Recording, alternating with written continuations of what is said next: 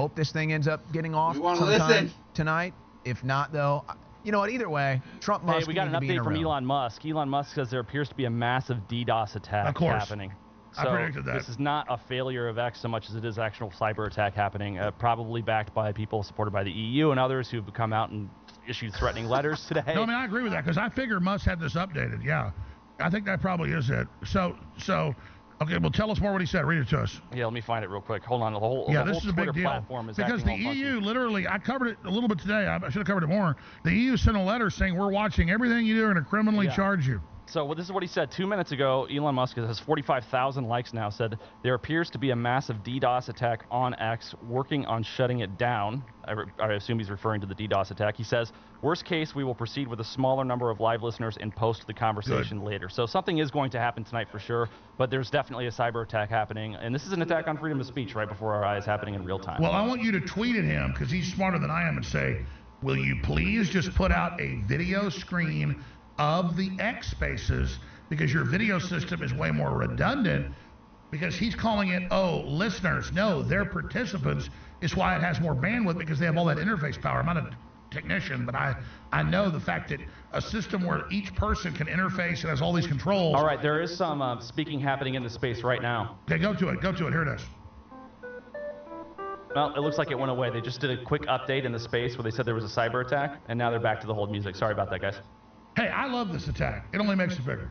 If we don't, most people are like, oh God, we're attacked, we're going home. This is what happens in the info war, folks. I mean, you got Elon Musk and Donald Trump. Obviously, millions want to hear it. And I tell you, my gut level, which I said is, I guarantee it's true. He probably boosted all the bandwidth, did major updates, but there's an attack on top of it. Because again, like I told you, it came out. Remember when they had the vote about bringing me back? That got attacked on. Well, and I think it was the UK government that made that statement talking about, hey, you better not let Trump speak or whatever the official statement was. It was the EU and UK. Well, Musk did issue a reply earlier today, and to put it short, I don't know what the EU or the UK government thinks it has to say about our speech in America, but I'm going to pick one show because they can't stop all of us. So they act like if they could just stop this interview, which will only make it bigger.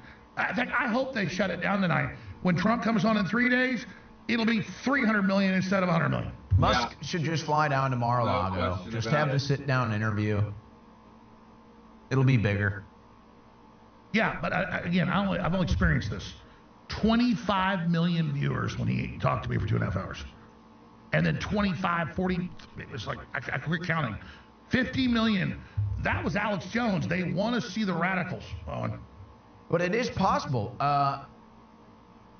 Trump flew a popular streamer to Mar-a-Lago, I think it was last week, Aiden Ross. They ended up getting 50 million views, 24 hours. I don't know where the number is now. The point is that it can be done. The platforms exist to have it done successfully. And so, to me, that is the foolproof strategy to go with. I'm not Donald Trump. I don't know if he was expecting this. I don't know if he's frustrated by this. He's using this to test his platform. But he just... I agree. That's part of it. But I think he's telling the truth. He just... Because we get hit with DDoS every time we have a big interview. Yeah, well, we had to set up a fail-safe curtain in front of our stuff now. Well, that's why, you notice I've told you guys, and I'll tell you a lot what to do, because I'm hiring, because I respect you, you got to do what you want. We agree about 95%. But what I will say, when you got a really big guest, you might not want to announce it right away. Right. Because that's when they hit you. Harrison? No, I'm just, he says Elon Musk just posted 42 seconds ago, we tested the system with 8 million concurrent listeners earlier today. So he's saying it's not a matter of the number of people joining in, it is the DDoS attack. That was a retweet of I believe the it. DDoS statement, yeah. So there you go. Why would the EU and the UK threaten to not do this interview? Think of the arrogance of these people, man. They're telling us we can't hear our president and Elon Musk. I mean, what? That's what I was wondering. It almost seemed like an act of desperation because they knew Elon Musk wasn't going to go, okay, sorry. Yeah, so why would you come out and make a demand that you know is not going to be met? I mean, it's just humiliating for you. Yeah, this is Cyber Command doing this. Yeah. Well, he's been really harsh on what's been going on in the UK for the last couple of weeks. And so I think that they kind of took that personally. And by the way, that's a beta test, as you know, for the rest of the world. Well, it's happening already. There was a story out of Buffalo, New York. And look, it's such a... people just need to see the end result. Forget about these ancient holy wars or this religion versus that religion, and just look at the end result of what's happened in England and realize that something similar is going to happen in the United States. Whether it's illegal migrant gangs and criminal gangs, they're creating a crisis, or whether it's a new religion that has a base here. A Muslim group just purchased a cathedral in Buffalo, New York for $250,000, and they're going to turn it into a mosque. And so this is an ancient, beautiful Catholic cathedral. The Catholics couldn't raise $250,000 to purchase it and save it, so the Muslims did. And so it's like, it's a where do you gorgeous think building. this goes? It's incredible. I don't know why. I mean, the Vatican couldn't step in. They can't build these today. So let's explain something. Key point that I want to just make. Ladies and gentlemen, this is history happening right now. And they're trying to censor this. They're trying to control this because they're so scared of what you're saying. Owen? So I just don't want to live in an America that looks like the UK or specifically Britain, where the traditional English people are basically shoved aside and told, no, this replacement population now gets favorite treatment. And that's the problem of Westerners, is we're so individual, which is good. We don't organize. The Muslims do. And it's their religion. They take over everywhere. They push everybody out. It's a fact. I don't think it'll be Muslims here, per se. I think when it comes here, it's going to be illegal alien gangs, I think. And pervert groups. And so that's the pedophile, the Rainbow Pedophile Coalition. This was set up. If you look at what's happened in England in the last few years, this was set up for the Muslim population to essentially assert its dominance over the English culture and civilization. That's what was being set up. Now we're finally seeing the final result, and people are shocked because the government's coming out and saying, nope, if you're a white Englishman, sit down, shut up, you're going to prison. If you're an Islamic man, you can go ahead and do whatever the hell you want, attack anybody, take over the civilization. It's fine. We're going to protect you in that endeavor. That's how woke we are. What I see being set up right now in the United States is you have all these illegal aliens coming here, and they're immediately being put on entitlement programs and welfare programs. And so what's going to happen here is the day that these entitlements run dry, or the day that their welfare state gets cut off, they're going to start rioting, they're going to start burning cities, they're going to start destroying our country, and when people try to step up and stop it or call it out or say anything, you'll be the one that gets arrested. You'll be called a racist, I mean, they throw xenophobe. What's really gotten even me just putting it outside like 10 million posts. And An update from Elon Musk a minute ago. He says, we will proceed with the smaller number of concurrent listeners at 8:30 Eastern time, so that's in 2 minutes from now, and then post the unedited audio immediately thereafter. So they are solving the problem. Good. It was a smart move to cut back to people can get on. That means they'll block the people coming in with the DDoS attack. So let me just throw this out real quick. The point I'm trying to get at here is, this is information warfare. And so, who do I have in there posting on X? Because I see us with millions of viewers already tuned into us. So I want to put this out on X as another repost of the live feed. You guys got me? I want to put what I'm about to say out. I can do it myself right now. On X of the live show feed. I want to put this out right now. You guys ready? Yeah, I'm listening to you right now. All right, I want you to retweet this. I want you to post this on X. Elon Trump interview under hack attack. Watch censored feed here, which we're about to launch, which we're taking. It's all true. And that'll go super viral because people need to, the average person doesn't know they're being blocked. They don't know why they can get on. They're trying to find out. We're going to tell them. We're already telling them what just happened. See, it's not hype, it's real. So, breaking. Elon Trump interview under hack attack. See censored interview here live. That's the headline. And you see, we're not even doing it in the future. It already happened. But the people trying to hit the Elon link aren't able to get this because it's shut down. We're telling them. So you heard the headline right now. To the space here. Thank you, Alex, for all your feedback and input.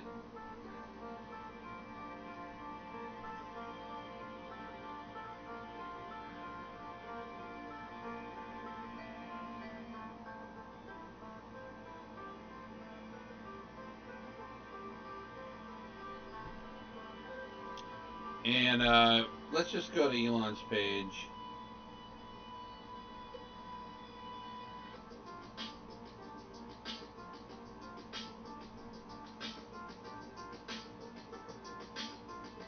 All right, so there's 100,000 people in the space right now. It's capable of holding way more than that.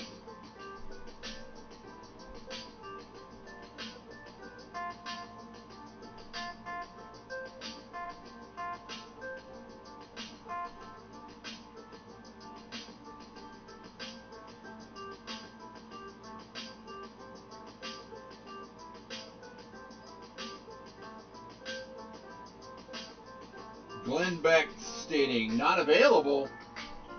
I planned my whole day around this. I don't want to miss a word. Senator Babbitt, me neither.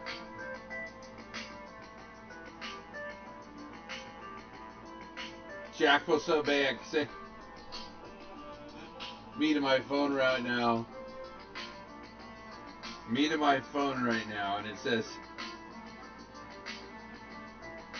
Clown World posts, can we please change the music?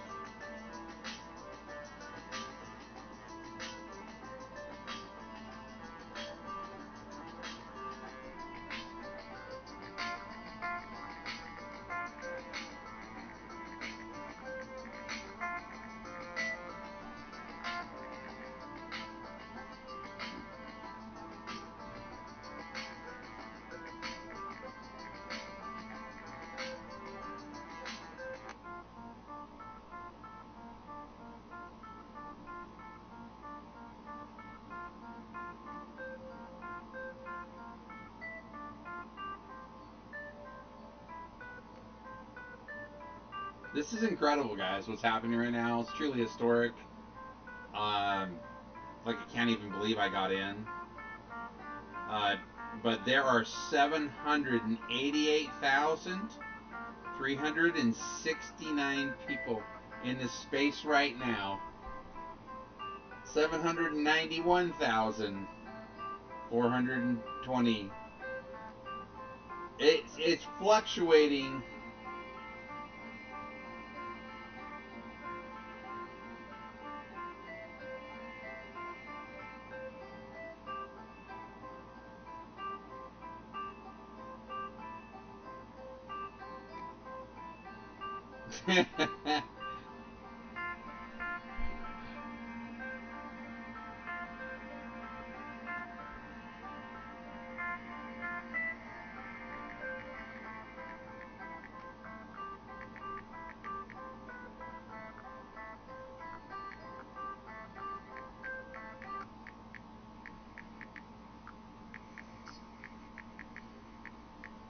Wow.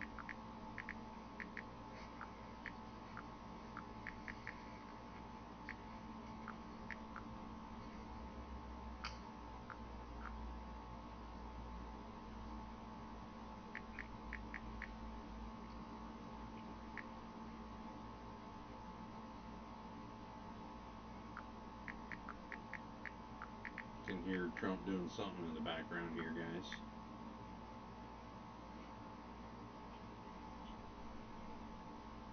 $30 million people in this space. 30 million!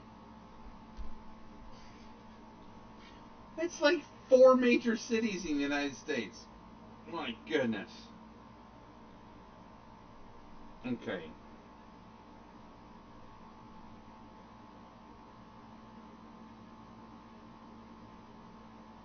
Like, I don't want to mess with it. I don't want to touch it at all.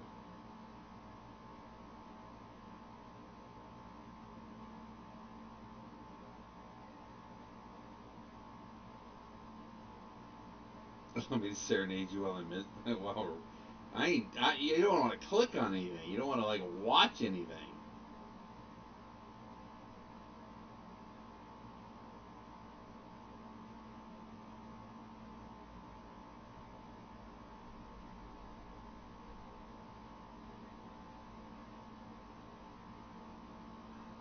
No, not most relevant. Most recent.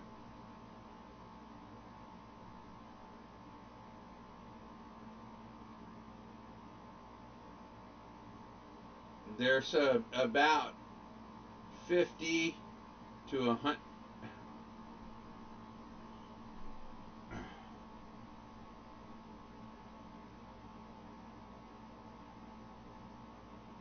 Maybe 50 to 100, maybe more. About 50 to 100 posts per second going on in this space, man.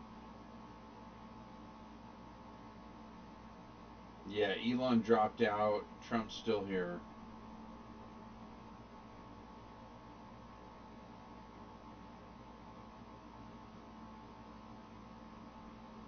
Now Elon can't get into his own space. I'm sorry.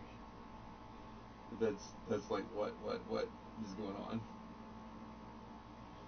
Okay, now it really dropped. It just dropped 125,000 people because nobody wants to listen to be in a 916,000 currently listening. Incredible.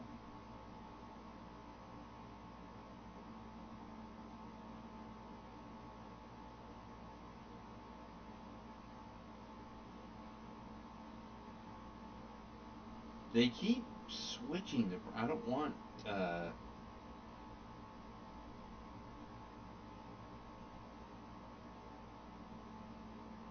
Yeah, end wokeness. 49 minutes ago.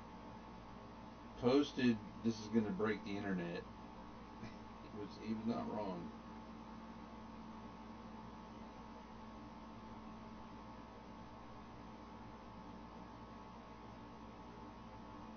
What? Can you imagine? Okay, there's this guy in here right now, dudes. Hassan the Hun on X. Sir, I've requested to speak on behalf of red-blooded patriotic Americans, but the Elon Musk website won't let me. He's got 13 followers. Can you imagine? Can you imagine thinking that you were gonna come to this space and be able to talk? Like, just sit down with the guys? Hey, what's up, BJT? What's going on, Elon? Yeah, let's just sit down with the boys. Now, I'm only 1 degree of separation away from Elon. But I'm like 100 degrees of separation away from former President Donald Trump, RNC nominee to be the 47th, still the 46th. Can't believe Glenn Beck complaining. I planned my whole day around this. Whee! All of us did. Get over yourself.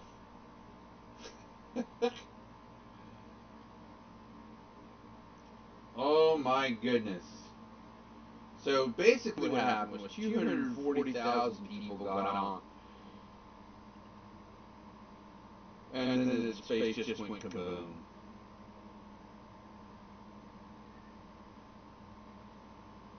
Trump's holding the space open.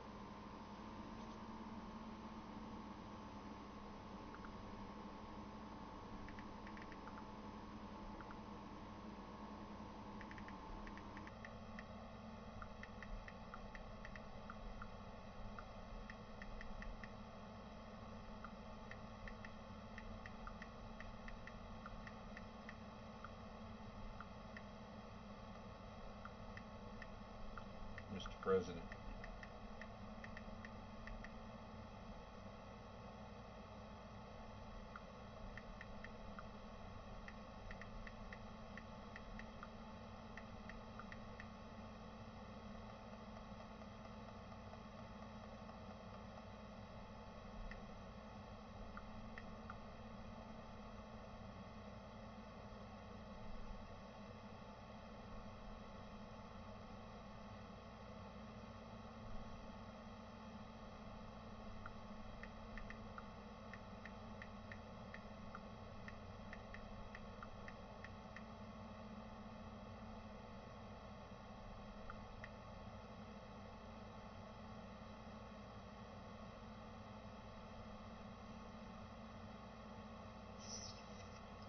Alright, hello everyone.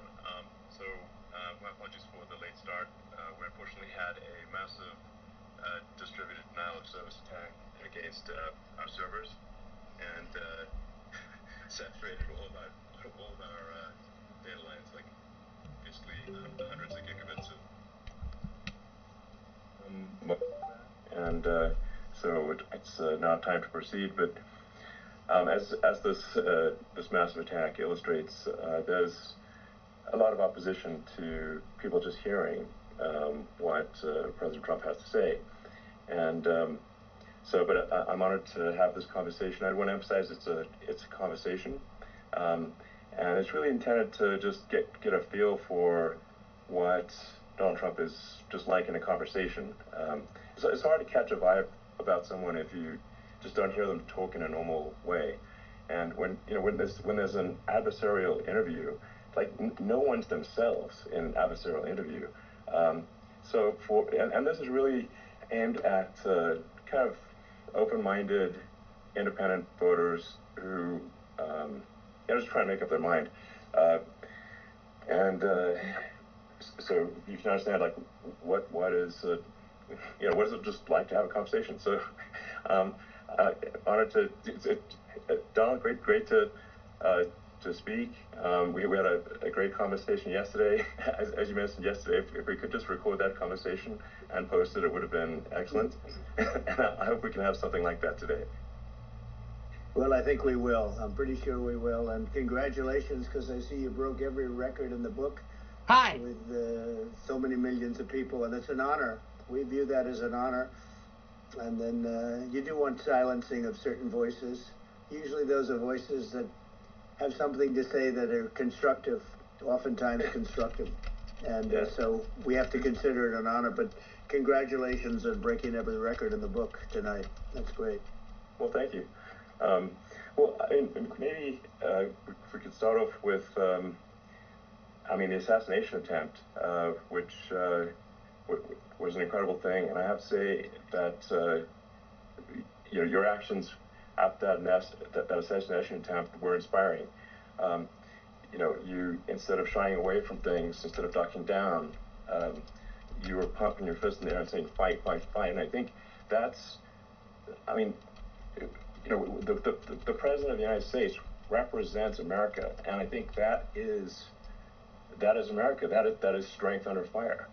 And so that's a big part of the reason why I was excited to endorse you as the President of the United States for having another term here is that was just incredibly inspiring. But what was it like for you?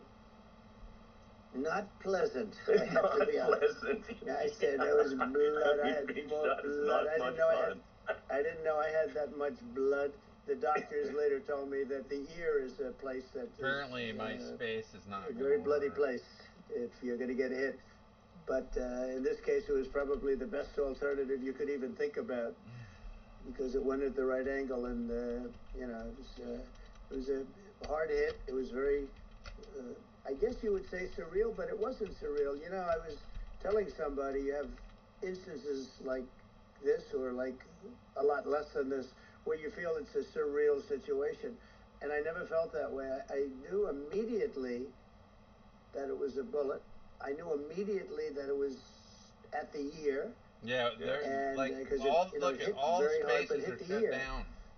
And I also heard people shout, bullets, bullets, get down, because I moved down pretty nicely, pretty quickly, and we had bullets flying right over my head after I went down, so I'm glad I went down. The bigger miracle was that I was looking in the exact direction of the shooter, and so it hit me at an angle that was far less destructive than any other angle. So that was the miracle. That was, for those people that don't believe in God, I think we got to all start thinking about that. You have to, I'm a believer now. I'm more of a believer, I think, and a lot of people have said that to me. A lot of great people have said that to me, actually. But it was amazing that I happened to be turned just at that perfect angle, and all because I put down a chart on immigration that showed that the numbers were so great. I love that chart even more now. Maybe it's a sign. maybe that's a sign, you know.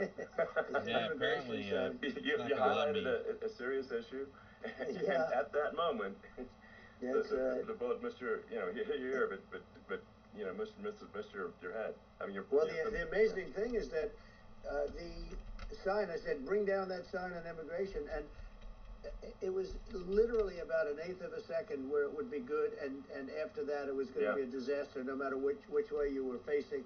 But it just had that perfect angle, which was exactly at this shooter. Very sad situation.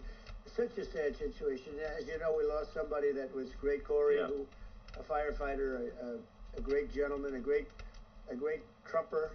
He was just a fantastic family and a fantastic man. And a friend of mine came up, Elon, and said, I'd like to give the family some kind of help.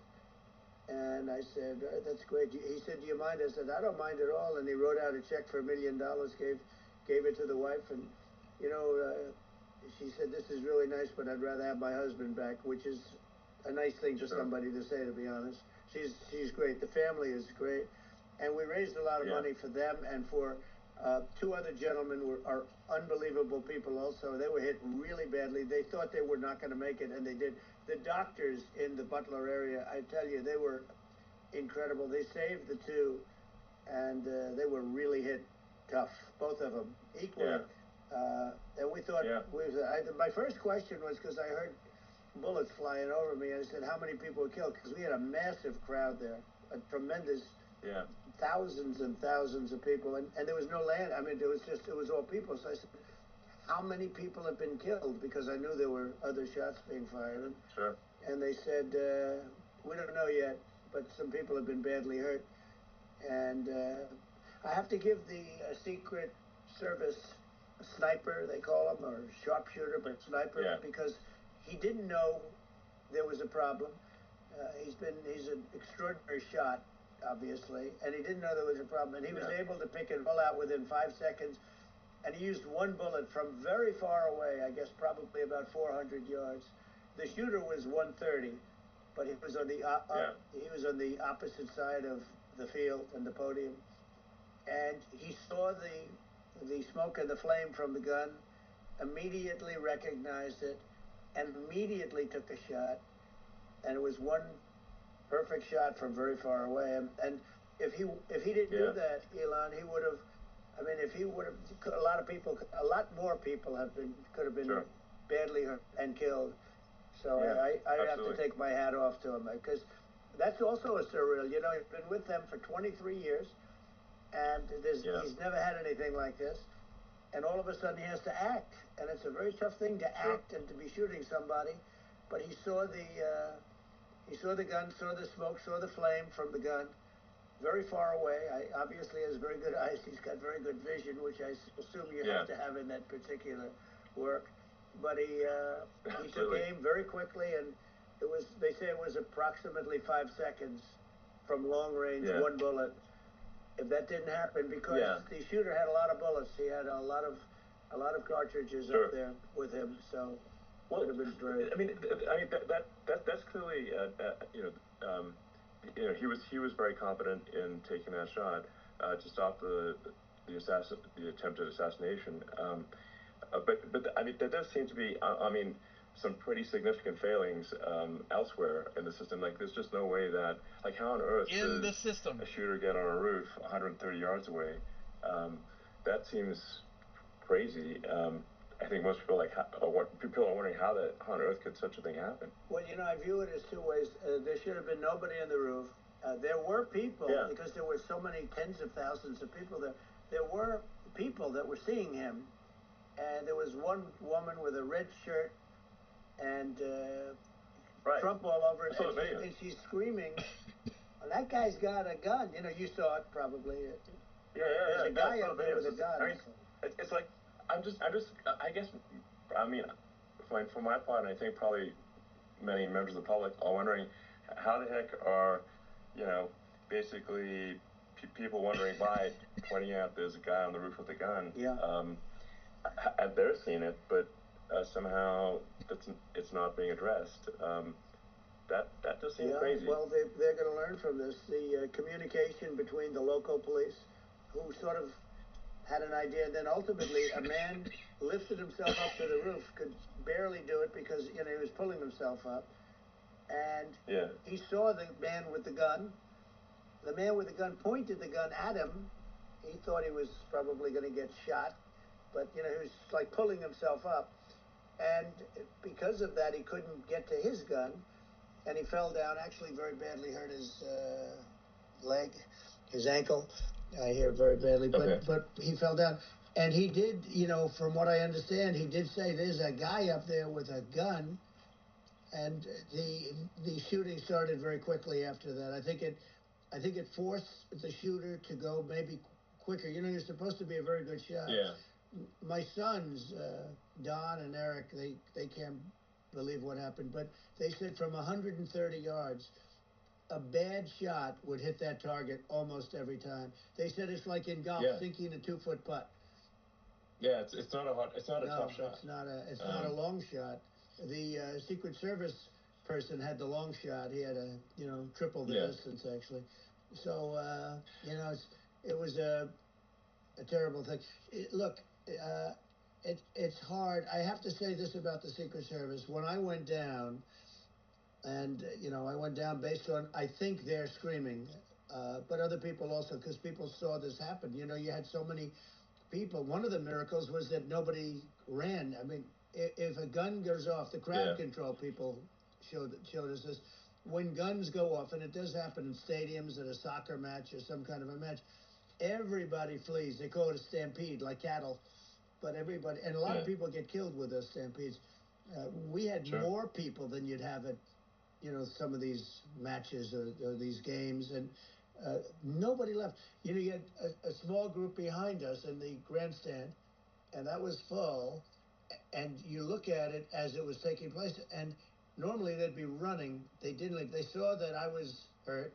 They saw a lot of blood, and they saw that I went down, and it's almost like they wanted to be with me. Well, out front, you had thousands, tens of thousands of people. As far as the eye could see, you had people in Butler, as far as the eye could see, and a lot of press too. There was many cameras on watching this.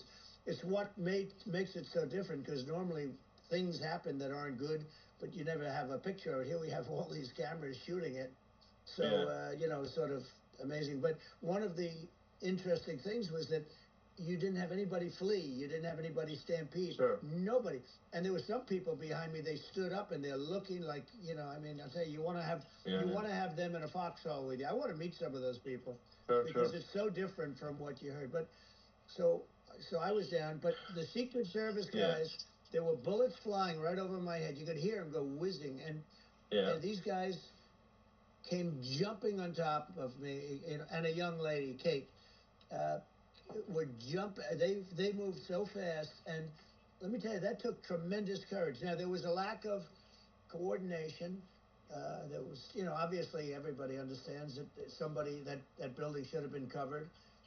And I mean, I think that's like, looking at the aerial views, that building would be like the #1 spot for a sniper. I mean, it's like if you were to pick, like, what is the favorite place, if the goal is to assassinate, what's your favorite spot? That building. The roof of that building would be #1. That would have been the spot. It's like you can ask for a better location. It's like #1. That would have been the spot. What people think is when the local policeman, who, by the way, he really, he did what he was supposed to do. He couldn't hold on any longer. And then when he got his head just peeking above, this guy standing there with a gun at his head, and when he fell down, again, hurt his ankle very badly, but he was making the calls. But what happened is the firing took place very soon. So what they think is that this guy ran to his site, which he had all planned out with the gun. He ran to the site, and he started shooting fast, and maybe that's why he sort of missed. I mean, he got me, but it could have been a much bigger problem.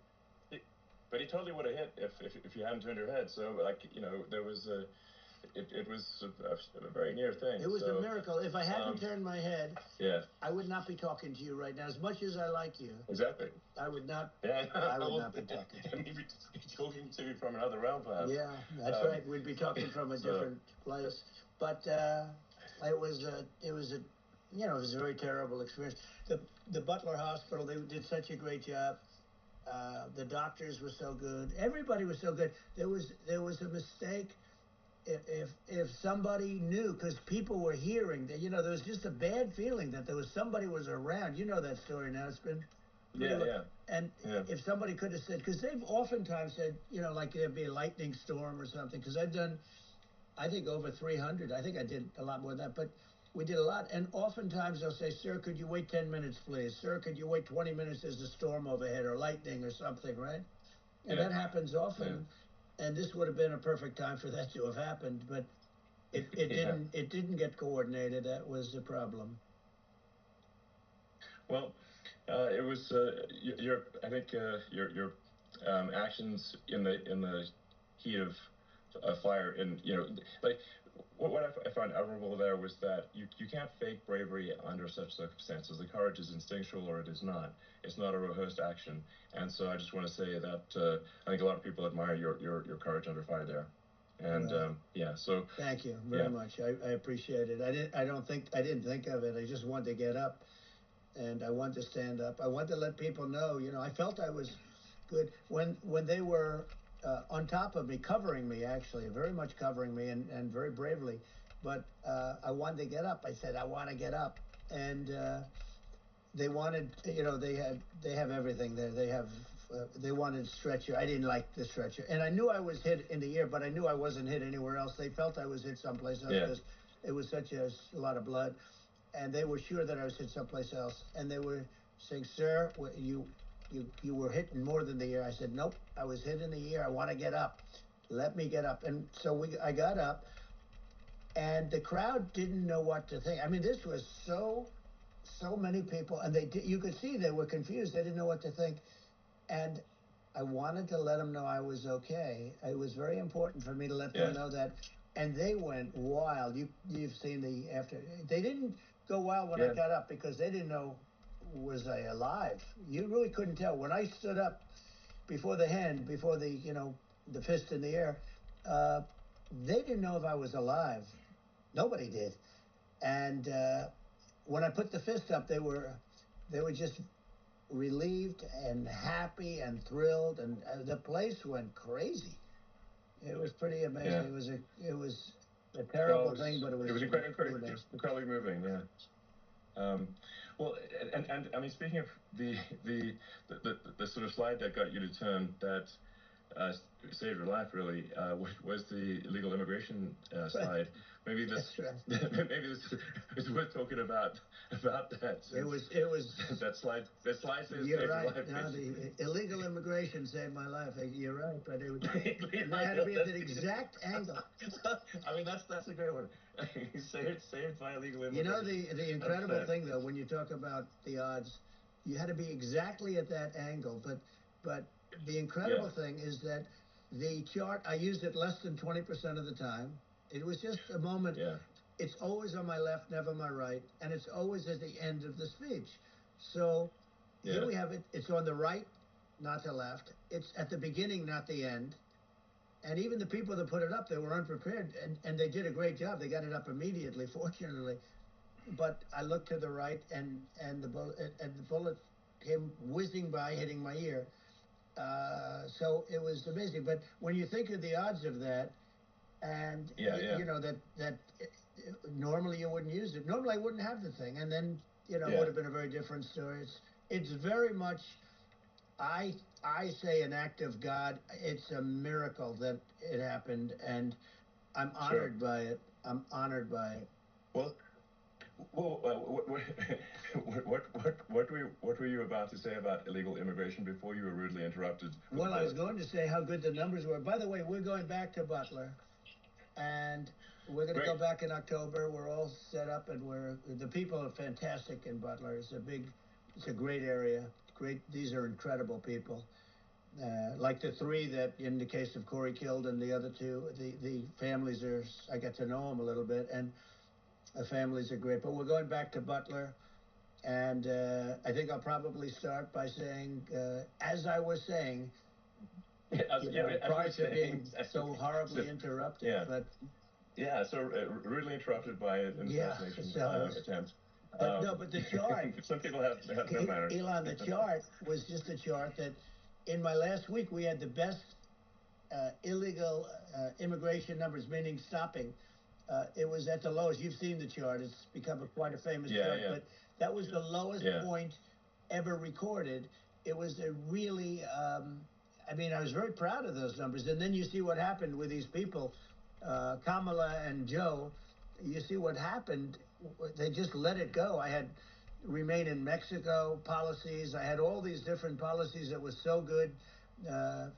Guys like Tom Homan and Brandon Judd from Border Patrol. These are all people that they've been on television. They says the best numbers we've ever had. We had so many different checks, catch and release in Mexico, not the United. We had catch and release in the United States. We had it in Mexico. We had so many things. We had things where if many people come in there, they have contagious diseases. We had everything passed. If you have a contagious disease, I'm sorry, but we cannot allow you into the country. So we were setting literally records, and all I was doing is showing that, and I use it sometimes, Sure. and in this case, I'm glad I used it. I can tell you that, but there were fantastic numbers. But I'm going to sleep with that chart always. I'll be sleeping with that chart. That chart was very important for a lot of reasons. Well, I mean, would it be accurate to say that you're supportive of legal immigration, but we also need to shut down illegal immigration, and especially unvetted illegal immigration, because and that's not the same as saying that everyone who's an illegal immigrant is bad. In fact, I think most people who are illegal immigrants are actually good, but you can't tell the difference unless there's a solid vetting of who comes across the border. Does that accurately represent your position? I say it very simply. They have to come in legally. They have to be checked. Yeah. Because look, Kamala was the border czar. Now she's denying it. Everything that I do, she's saying she was strong on the border. We're going to be strong. Well, she doesn't have to say it. She could close it up right now. They could do things right now. It's horrible. No tax on tips, and all of a sudden she's making a speech and saying there will be no tax on tips. I said that months ago. And by the way, they had just the opposite. They had not only tax on tips, but they hired 88,000 IRS agents, and many of them were assigned to go get waitresses and caddies and all of this on tips. They have a policy. They had a policy that they were really going to go after you, and were really harassing people horribly. And then all of a sudden, for politics, she says, she comes out with what I said, which I think is terrible. And I think it's also hitting them very hard. These people are fake. Now they're also saying they did a good job on the border. We had the worst numbers in the history of the world, not of our country. There's never been a country in history that has had a catastrophe like this. We've had, I believe, and I think you believe this too, you hear 12 million, 13.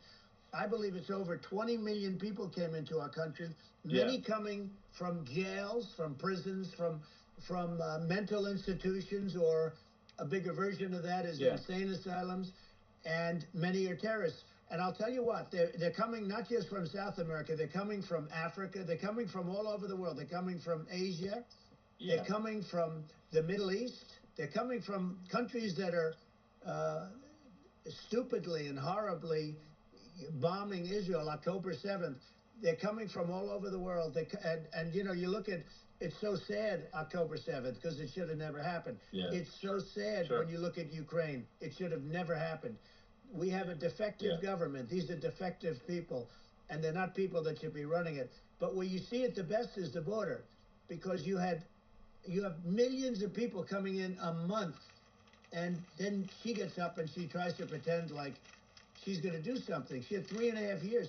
And by the way, they have another 5 months that they can do something, but they won't do anything. It's all talk. She's incompetent and he's incompetent. And frankly, I think that she's more incompetent than he is. And that's saying something, because he's not too good. Yeah. No, I think it is essential to have a secure border. I mean, you're really not a country unless you have a secure border, and secure elections too. You know, yeah, absolutely secure elections, and so it's just essential to have a real border, or we can't function as a country, and our service, our essential services are being overwhelmed in a lot of cities. But as we were talking about earlier, I think having a legal immigration process that is smooth and efficient and done well, and speaking as someone who is a legal immigrant, I think like one way to think of it is, who do you want on your team? Who do you want on Team America? And I think we want to just say, okay, we want to let in people who are going to, be great contributors to our society and to our economy, and and who do you want on the team? And it's not to say that, like in my opinion, actually, I'd say like probably most of the illegal immigrants actually are actually good, hardworking people. That's my opinion. But some are not, and you just have this sort of adverse selection process where, if somebody's, if somebody's like has a career in theft or robbery, I don't understand what's taken them so long to get here, because we're such a target-rich environment. I mean, why aren't more people who have a career in, bad things coming here sooner? Because it's a piece of cake to go rob, houses in LA or New York, compared to other parts of the world. And in a lot of places in America, if you try to stop the person who's robbing you, you'll be arrested. So it's insane. It's right. I mean, what's happening with crime, and our police are so good, but they're not allowed to do their job. But I have to tell you, Elon, I hate to say, because it's such a downer to say it. I hate to say it. I hate it, but you have a lot of people that just shouldn't be. I think it's a much bigger number than you think. They're allowing, they're allowing people from their jails. And if you were running one of these countries where they're coming from, you would have had all of them. As an example, Venezuela, their crime is down 72%. They're taking their drug dealers. They're taking, frankly, their prisoners. They're emptying out their prisons. They're taking their criminals, their murderers, their rapists, and they're delivering them into. That's what Castro did. Yeah, well, he did on a much smaller scale. It was a much smaller scale. But this is a massive scale, because this is being done worldwide. But here's what's happening: crime all over the world is down. And wait till you see the numbers that we have. This is migrant crime. This is crime that's going to be. And I saw it today in New York, where somebody was knifed, where they raped the girlfriend of a man that stood there watching in New York in one of the shelters, and started pulling out the knives, and bad things happened today. But this is happening every day. These are rough people. These are people that are in jail for murder and all sorts of things. And they're releasing them into our country, and they're telling them, if you come back, we're going to kill you. We're going to give you the death penalty or kill you. So they don't want to come back. But these are rough people. These are criminals that make our criminals look like nice people. And it's horrible what they're doing. And she's in charge of it, because, now she's trying to say she had nothing to do with it. And she's such a liar, because she was called the border czar the first day, and it was on the headlines of every newspaper. She's the border czar, and she never even went there. She went to one location which had nothing to do with where the problem is. She went in and out, I guess, because she was getting a lot of pressure, but had nothing to do with the problem is. But she was the border czar, and people can't allow them to get away with their disinformation campaign. Now she's trying to say that she wasn't really involved, and the whole thing is horrible. She was totally in charge. She could have shut the border down without him. He didn't know what he was doing anyway, so he wouldn't have even known what happened. You could shut the border down. He wouldn't even know the difference. But the fact is that she was border czar. But if you don't have to call her that. The fact is, you could just call her. She was in charge of the border, and the border was the worst ever. It's simply not working. No, it's horrible. Whether it's a question of intention or competence. Either way, we don't have a secure border, and we have people streaming over like it looks like a World War Z zombie apocalypse at times. And sometimes you got to sort of wonder, like, is it real or not? So because you see things and you're like, is it real? So I went to the border at Eagle Pass, and I saw for myself in Texas, and I was like, okay, it's real. I'm like seeing this in real time. I actually posted the video like just live. I just flew there one day and just to see, hey, is this made up or real? And I'm just seeing people stream across the border, and I have to say, at least the people I saw did not look friendly. These people can look at my video and say, hey, these people look friendly. I don't look super friendly. So these are people that Elon would not be the same man if he had to walk across the street and look these people in the eye. These are rough people. These are really rough people coming across. And I know rough people. And these are people that we don't want in our country. And, the caravans are coming in, and they're putting, and who's doing this are the heads of the countries. And you would be doing it, and so would I. And everyone would say, oh, what a terrible thing to say. The fact is, it's brilliant for them because they're taking all of their bad people, really bad people. And I hate to say this, the reason the numbers are much bigger than you would think is they're also taking their non-productive people. Now, these aren't people that will kill you. We have enough of them. But these are people that are non-productive. They are just not productive. I mean, for whatever reason. They're not workers, or they don't want to work, or whatever. And these countries are getting rid of non-productive people in the caravans in many cases. And they're also getting rid of their murderers and their drug dealers and the people that are really brutal people. And they're coming into our country at levels that have never been seen before. And I saw an ad just before I got on the air. I'm walking over here, and I saw an ad by Kamala saying how she is going to provide border security. Where has she been for 3.5 years? For 3.5 years, we have 20 million people pouring in. It's a terrible. Yeah, I think this, frankly, I think this is a fundamental existential issue for the United States. And if we have another 4 more years of open borders, and it's going to be even worse with another 4 more years, it's going to be even worse than it's been for the past 3.5 years. I'm not sure we've got a country. You don't have a country left. Elon, if they get in, you will have 50 to 60 million people from all over the world, not South America only. We think of South America, we think of Honduras and El Salvador, Guatemala, and Mexico, the 4. But it's not that. It's everywhere. They're coming in from everywhere. And I had to stay in Mexico. Yeah, I think this is a super important point. Like, people, it's like, basically, when I went down there, I was like, well, where are people from? It's like almost no one was from Mexico. No, Mexico less. It's just the border. It's just the border with Mexico. But the people coming in, it's Earth, the rest of Earth, and America is only about 4 or 5% of the population of Earth. It would only take a few percent of the rest of Earth to overwhelm everything in the US. We're already overwhelmed, Elon. We're overwhelmed. You had to see the news tonight about New York, and I love that place, and what they're doing to it is horrible, what they're doing to it. And all the courts do is they try and focus on Trump. Okay, let's focus on Trump, who did nothing wrong. I complain about a rigged election. Elon, what's happened is unbelievable. You have from Africa, from the Congo, they're coming, from the Congo. And 22 people came in from the Congo recently, and they're murderers. And they drop them. They take them out of jails, which is very expensive, to maintain the jails, although they don't do too much maintaining, I can tell you. But they take them out of jails, prisons. They take them out, and they bring them to the United States. They deposit them in the United States and say, don't ever come back or you're going to be executed. And they don't want to come back. But they won't come back. Sure. But they're coming from Africa. They're coming from Asia. They're coming from the Middle East. They're coming from South America. They're coming from everywhere. Earth, and there are a lot of really bad ones. It's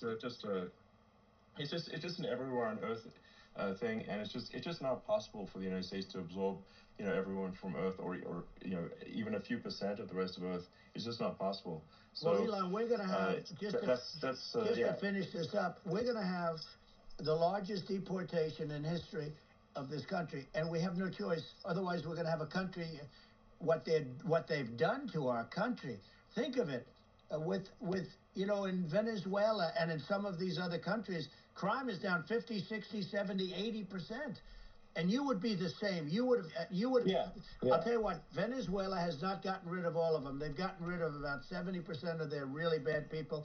Their jails are about 50% put into the United States. Same with other countries. Some are 30%, some are at 50%. They're all different. But the bottom line is they're all going to be at 100%. Why wouldn't you put 100% of? Yeah. And they're doing it right now while this third-rate phony candidate. Don't forget, I beat Biden. He failed in the debate miserably, and some people said, "Oh, gee, it's too bad. It's too bad he did so badly," or "I did well in the debate." The first night they said, "Wow." One of the people at CNN said that was the greatest debate performance I've ever witnessed. And then 2 days later, they didn't talk about that. They just said he was bad. But that's okay. That's the way I get treated, and I don't mind that at all. What I can tell you is this. We cannot have a Democrat. We cannot have her. She's incompetent. She's as bad as Biden in a different. Yeah. Look, she hasn't done an interview since this whole scam started. And say what you want. This was a coup. This was a coup of a president of the United States. He didn't want to leave, and they said we can do it the nice way or we can do it the hard way. Yeah, they just took him out back behind the shed and basically shot him. What they did with this guy, and I'm no fan of his, and he was a horrible president, the worst president in history. And one of the reasons he was so bad, first of all, the Israeli attack would have never happened. Russia would never have attacked Ukraine, and we'd have no inflation. And we wouldn't have had the Afghanistan mess, if you think of it. Well, and we wouldn't have had Afghanistan. But think of it. You take a few of those events away, and we have a different world. We would also have inflation was caused by oil. Yeah, I think you're making an excellent point here, which is that when other countries can, that are thinking about invading or doing bad things, when they're thinking about that, they're thinking about, okay, what's the American president going to do, and do they fear the American president, or is there someone they do not respect and do not fear? And I think they would.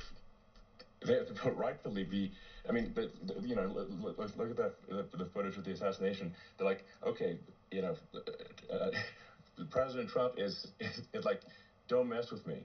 I mean, that's like, whereas I think people are not going to be, and they obviously have not been at all intimidated by Biden, and they certainly will not be intimidated by Kamala. And you have to really think of that in the context of global security. That if the American president is someone that, like, evil dictators are scared of, that makes a huge difference to the security of the world. So I had a good relationship with Putin, despite the Russia hoax that lasted for over 2 years. Just a hoax created by Hillary Clinton and Adam Schiff, some just bad people, just sick people, frankly. I mean, Schiff is a sick person. He's going to end up probably being a senator. It's hard to believe. The whole thing is hard to believe. But, they put our country in danger with that stuff, too. They actually, when they make up stories, and you have to fight your way out of it for a long time. But I know Putin very well. I got along with him very well. He respected me, and it's just one of those things. And we would talk a lot about Ukraine. It was the apple of his eye. But I said, don't ever do it. Don't ever do it. I shut down Nord Stream 2. That was the big oil pipeline, the biggest pipeline in the world going all over Europe. I shut it down. Biden came, and then they say, I loved Russia. I was a friend of Putin, and I loved Russia. No, he actually said to me one time, he said, if you're my friend, I'd hate to see you as an enemy. I shut down his pipeline, the biggest pipeline. They were looking at that to fund, and this pathetic president gets in there, and the first thing he did, one of the early things he did, is he shut down Keystone XL pipeline, which is our pipeline that would have employed 48,000 people, pipeline workers. Shuts it down. That was, a massive job that Obama refused to allow. I allowed it in my first week because it was jobs and it moved oil. And by the way, in a much more environmentally friendly way. It's underground. It's not a truck that catches on fire or a train that catches on fire. But think of it. He shut down the XL pipeline, the Keystone XL pipeline. He shuts that down, and he approves the Russian pipeline. Yeah, it doesn't make any sense. It's inconsistent. Certainly, but I mean, I think it's just worth emphasizing to listeners that the immense importance of whether the United States president is intimidating or not intimidating, and how much that matters to global security, because there's some real tough characters out there, and if they don't think the American president is tough, they will do what they want to do. I know every one of them. And that puts it puts the whole world in danger. Elon, I know every one of them, and I know them well. I know Putin, I know President Xi, I know Kim Jong-un of North Korea. I know every one of them. And let me tell you, people will say, oh, this is terrible. He said, I'm not saying anything good or bad. They're at the top of their game. They're tough, they're smart, they're vicious, and they're going to protect their country. Whether they love their country, they probably do. It's just a different form of love, but they're going to protect their country. But these are tough people at the top of their game. And when they see a Kamala or when they see Biden, Sleepy Joe, they can't even believe it. They can't believe this happened. All the stuff that you're seeing now, all the horror that you look at Israel, they're all waiting for an attack from Iran. Iran would not be attacking, believe me. You know, when I was there, and I say it with respect, because I think we would have been good with Iran. I don't want to do anything bad to Iran, but they knew not to mess around. Iran was broke because I told China, if you buy from Iran oil, it's all about the oil. That's where the money is. But if you buy oil from Iran, you're not going to do any business with the United States. And I meant it. And they said, we'll pass. And they didn't buy oil. Other countries, likewise. If you want to buy, you're not doing business with the United States. And they were at a point where they had no money for Hamas. They had no money for Hezbollah. They had no money for any of these instruments of terror. And it was amazing. In fact, there were articles when I was leaving, which is hard to believe, actually, especially when you look at what's happened to our country. Our country is so bad right now. It's such a different place. We were respected. Think of it. 4 years ago, we were so respected to a point where when I said don't buy oil, they didn't buy oil. But they had no money, and Israel would have never been attacked. Zero chance. And again, I said to Vladimir Putin, I said, don't do it. You can't do it, Vladimir. You do it, it's going to be a bad day. You cannot do it. And I told him things that what I do, and he said, no way. And I said, way. And you know, it's the last time we ever had the conversation. He would never have done. I got along well with him. I hope to get along well with him again. You know, getting along well with them is a good thing, not a bad thing. I got along well with Kim Jong-un. When I met with President Obama just before entering, you know, it's a sort of a ritual. And I sat down with him and we talked. It was supposed to be for a very short period of time. It turned out to be a long period of time. I said, what's the biggest problem? He said, North Korea. I had that problem worked out very quickly. It was nasty at the beginning with Rocket Man and, you know, all the different things. But all of a sudden I got a call. Those were some epic tweets, by the way. Yeah, they were epic everything. He said that he has a red button on his desk. I said, I have a red button on my desk too, but my red button is much bigger and my red button works. And then I called him Little Rocket Man of Little Rocket Man. Anyway, here's the bottom line. All of a sudden I got a call from him. And they said they want to meet. They want to meet me. And we met, as you remember, we met in Singapore. We met also in Vietnam. And I got along with them great. We were in no danger. But President Obama thought we were going to end up in a war, a nuclear war with him. And let me tell you, he's got a lot of nuclear stuff, too. He's got plenty of nuclear. He can do plenty of damage. I mean, it's because, you know, I mean, people like Kim Jong-un, they respond to strength, not weakness. Well, he and I had a good relationship. Remember I met him and we walked onto his land. Nobody ever walked onto his land before. I walked onto. I wouldn't say. Let's bring up Secret Service again. I wouldn't say they were thrilled when I did that. I walked onto his land, and it was an amazing period. But we were not in danger with him because of me. You know, I always say that we have enemies on the outside and we have enemies on the inside. We have some really bad people in our government and people that are, and controlling of the people. I mean, I'd mention names, but I really don't want to give them the credit. But we have some really bad, and I say they're more dangerous than Russia and China. If you have a smart president, a president that gets it, we are not in danger from those countries because they need us and they need our help. I mean, we forced Obama, if you think about it, Obama and Biden, and Bush to a certain extent, in all fairness, forced Russia and China together. And if you're a history student, the first thing you learn is you cannot let Russia and China align. But then they also got, if you take a look, Iran, and they have North Korea. That's, you know, they call it the axis of evil. In the old days, you had the axis of evil. Here we have a modern day axis of evil. These are powerful countries, very heavy nuclear, which is the biggest threat. Yeah. You know, the biggest threat is not global warming, where the ocean's going to rise 1/8 of an inch over the next 400 years. And you'll have more oceanfront property, right?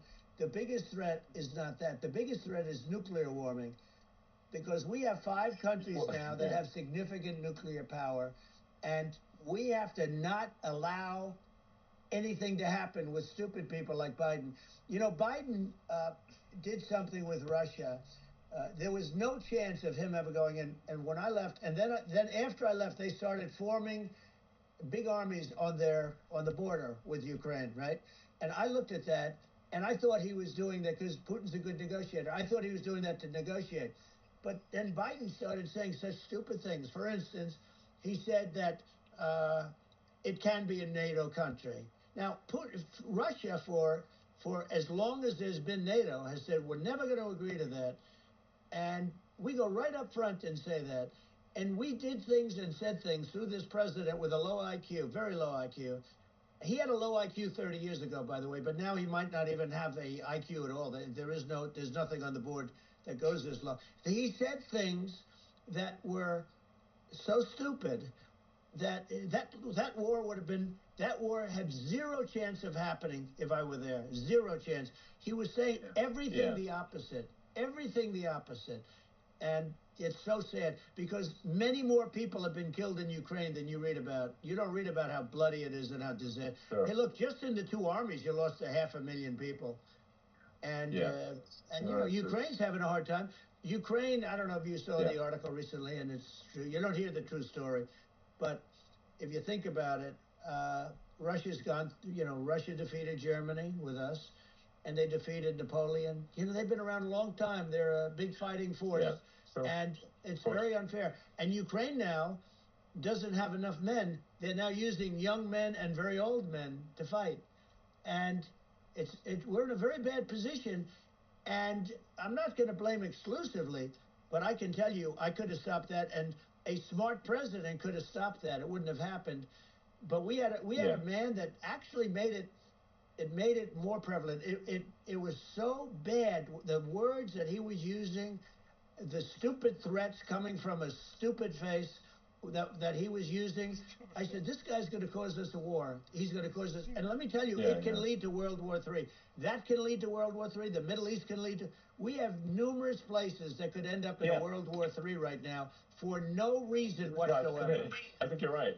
I think people underrate the risk of World War III, and it's just when you're looking at the risk of global thermonuclear warfare, it's game over for humanity, and it's something that people have, I think, after the end of the Cold War, people have become complacent about, but they actually have forgotten that there are currently a lot of nuclear missiles that have targeting parameters for the United States from 100%. Other countries. And one of the things we're going to do is we're going to build an Iron Dome over us. Israel has it. We're going to have the best Iron Dome in the world. We need it, and we're going to make it all in the United States. But we're going to have protection, because it just takes one maniac to start something. We're going to have protection, and we're going to have. Why shouldn't we have an Iron Dome? Israel has one. Some other places have one that nobody even knows about, frankly. But Israel has it. We're going to have an Iron Dome. But with all of that being said, to me that's so important, the most important. But with all of that being said, the election's coming up, and the people want to hear about the economy and the fact that they can't buy groceries because they don't have enough money to buy groceries. The inflation has killed them. Food prices are up 50, 60, even 100% in some cases. And this stupid administration allowed this to happen, and it's a shame. And that's the thing that people most care about, in my opinion. They care about the border a lot. And we discussed the border at great length. It's nice to have a forum like this where I can discuss something at length. And by the way, you think Biden could do this interview? Do you think that Kamala could do this interview? They would take a pass on you. No, they could not. So they don't need Elon. They don't need Elon screaming out questions. it's pretty sad when you think that somebody that does this for a living can't answer a question or is afraid to do an interview. And in her case, with a very friendly interview, she's got all friendly interviewers. It's pretty Yes, sad. But absolutely. the big thing now is the Well, economy, Elon. yeah. And as much as I mean, I view nuclear as the single most important thing, but a lot of people don't. A lot of people don't understand that. But it doesn't have to. If I understand it, that's all you need. Because if I was president, you're not going to have that kind of a problem. But the thing that they really is making them angry is what Kamala and Biden have allowed to happen to the economy. It's a disaster with inflation. The inflation, it doesn't matter what you make. The inflation has eaten you alive. If you're a worker or if you're just a middle income person, you can't afford. 4 years ago, 5 years ago, people were saving a lot of money. Today, they're using all their money and borrowing money just to live. It's a horrible thing that's happening, and we'll end that quickly. Well, I think a lot of a lot of people just don't understand where inflation comes from. Inflation comes from government overspending because the checks never bounce when it's written by the government. So if the government spends far more than it brings in, that increases the money supply, and if the money supply increases faster than the rate of goods and services, that's inflation. So really, we need to have we need to reduce our government spending, and we need to re-examine. I think we need like a government efficiency commission to say like, hey, where are we spending money that's sensible? Where is it not sensible? Right. And we need to live within our means. We're currently adding, I think, $1 trillion to the deficit roughly every 100 days. That's right. And the interest payments on the national debt have now exceeded the defense budget. It's on the order of $1 trillion. It's interest, and it keeps growing. I rebuilt our military, largely rebuilt our military. Did a great job on it, which was so important. We had jets, we had fighters that were. And bombers that were 70 years old, and we did a great job in that. Then we gave 85 billion of it back to Afghanistan, if you can believe it. We gave them 85 billion. They're one of the largest sellers of military equipment in the world. They're selling what we gave them. That was one of the most embarrassing days in the history of our country. But if you think about, let's go back to the economy. We have to bring energy prices down. Energy started it. The price of gasoline. Now your cars don't require too much gasoline, so you have a good, and you do make a great product. I have to say, I have to be honest with you. That doesn't mean everybody should have an electric car, but these are minor details. But your product is incredible. But the gasoline, Elon, is the cost of energy. Not only gasoline, it's the cost of heating your house and cooling your house. That has to come down.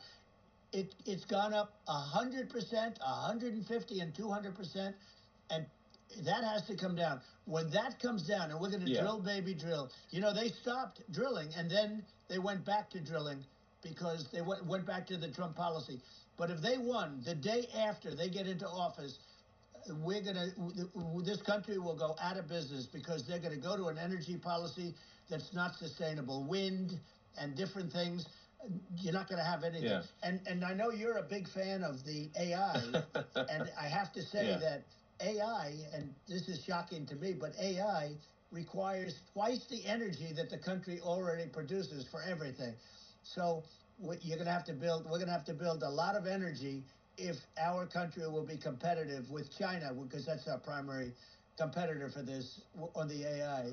You're going to need a lot of electricity. You're going to need tremendous electricity, like almost double what we produce now for the whole country, if you can believe it. Sure. Well, just going back to this, like this basic thing, that people try to make it sound complicated, but it's not. But inflation is caused by government overspending. Right. Would you agree that we need to take a look at government spending and have perhaps like a government efficiency commission that just tries to make the spending sensible, and so the country lives within its means, just like a person. The waste is incredible, and nobody negotiates prices. You used to have a lot of people making jets, and you end up with two companies, and they'll probably try and merge at some point. I went through it, like Air Force, just a thing like Air Force One. One of the first documents they asked me to sign, a general said, "Sir, will you please sign this document?" And what is it? Air Force One. That's with Boeing. which is basically 2 planes, 2 747s.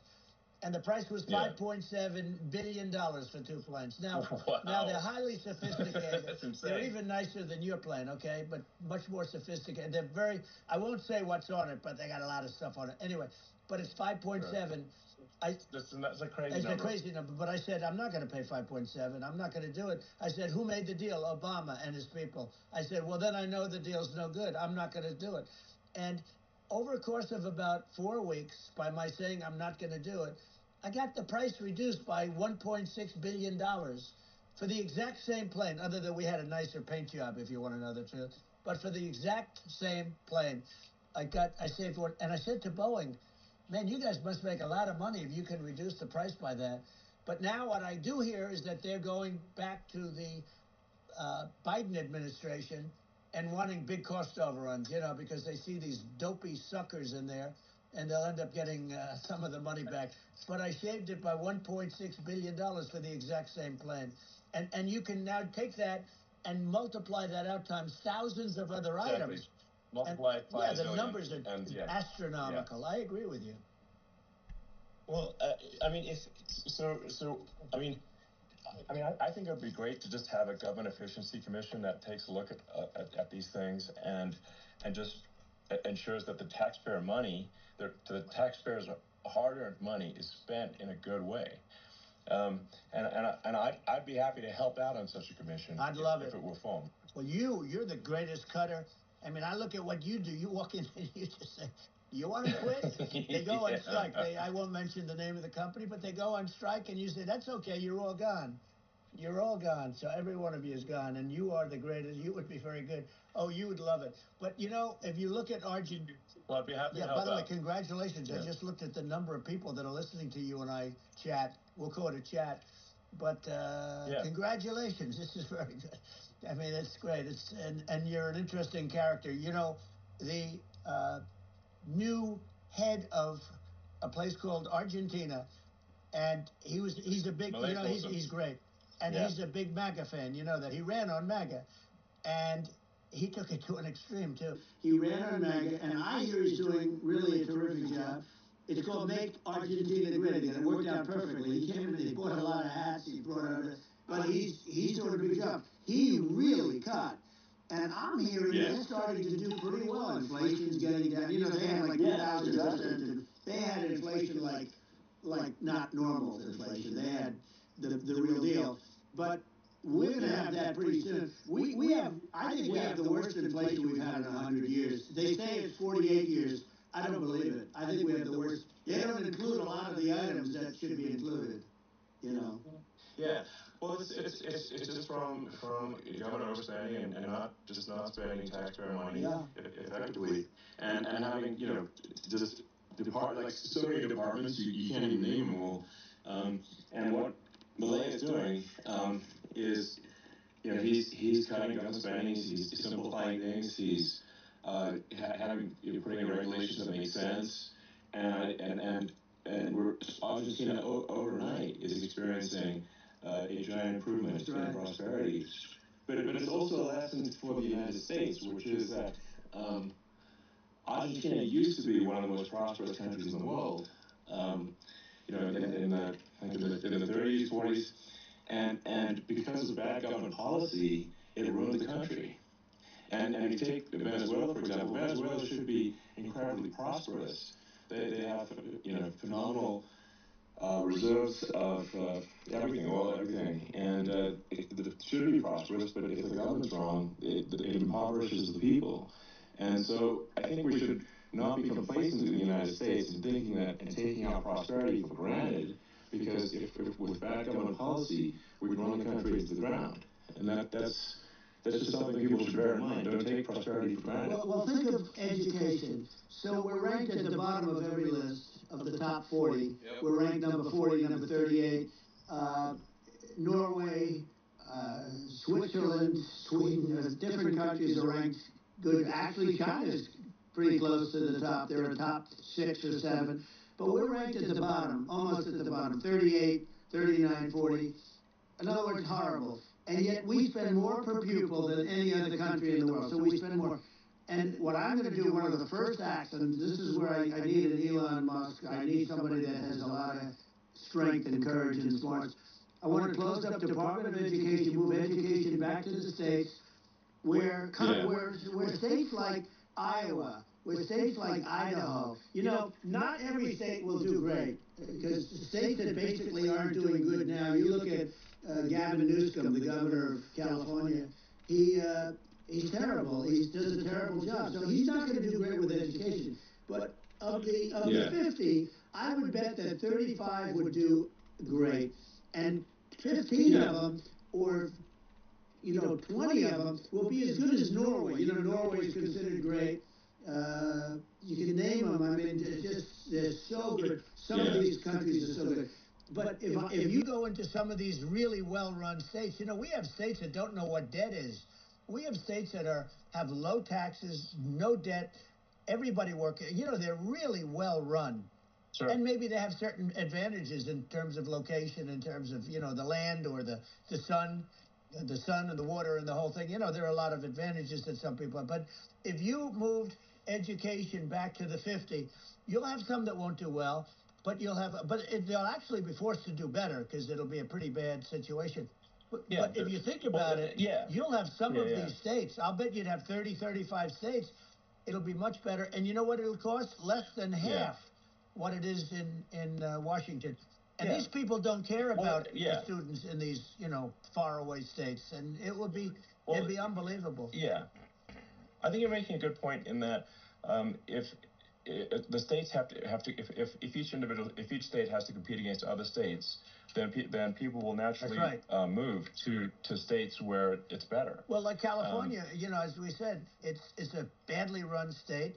I could go through. I got so many friends that are in those states, even if they're Democrats. I hate to mention certain states, but Illinois is badly run with Pritzker. He's a real loser.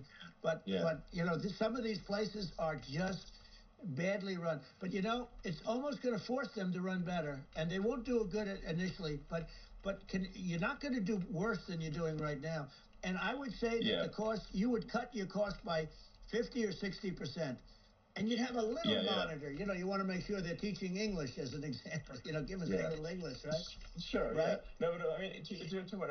I mean, some of these governors are doing so badly. I mean, they got so many people moving out of their state. They should get U-Haul Salesman of the Year award because they're driving so much U-Haul. It's actually amazing. People moving out. Isn't it amazing to you as a businessman that they can even survive? Like Illinois.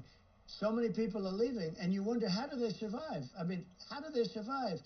I saw where you left California, and you moved to Texas. Texas does a great job. But, I just wonder, how do these states survive when big businesses, a big oil company just left California, as you know, and they moved to Texas. How do these big states survive when they lose so many businesses? And their taxes are already really high. Their taxes are among the highest taxes. You almost wonder, how do they continue on? And in many cases, the governors don't do a good job, and they're crime-ridden places. You wonder, how do they continue to just go on? It's not a good situation.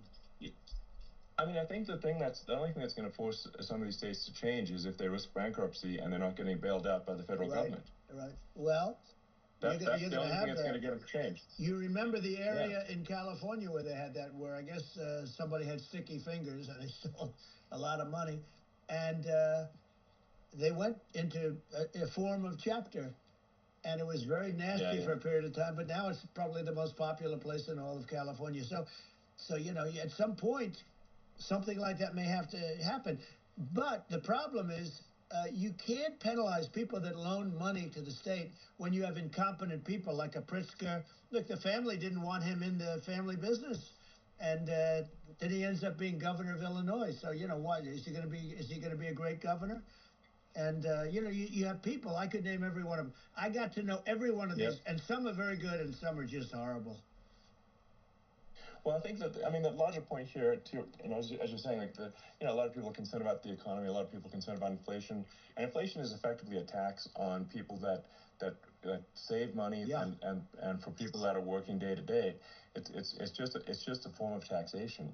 And if we can solve the government spending problem, we'll solve the inflation problem, which means people will have a better standard of living, and that's a really big deal. Well, the people that got hurt worst are the people that did it the way they were taught to do it all through, their younger life and their young life and their whole life.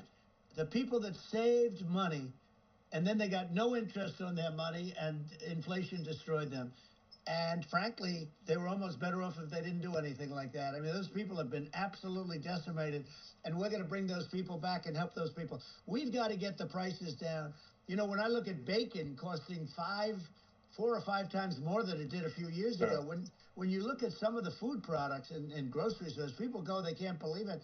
They used to be able to buy a whole cart, and today, a lot of people just don't have the money. They go in and they can't buy anything. They look at it's sticker shock. They call it sticker shock, right?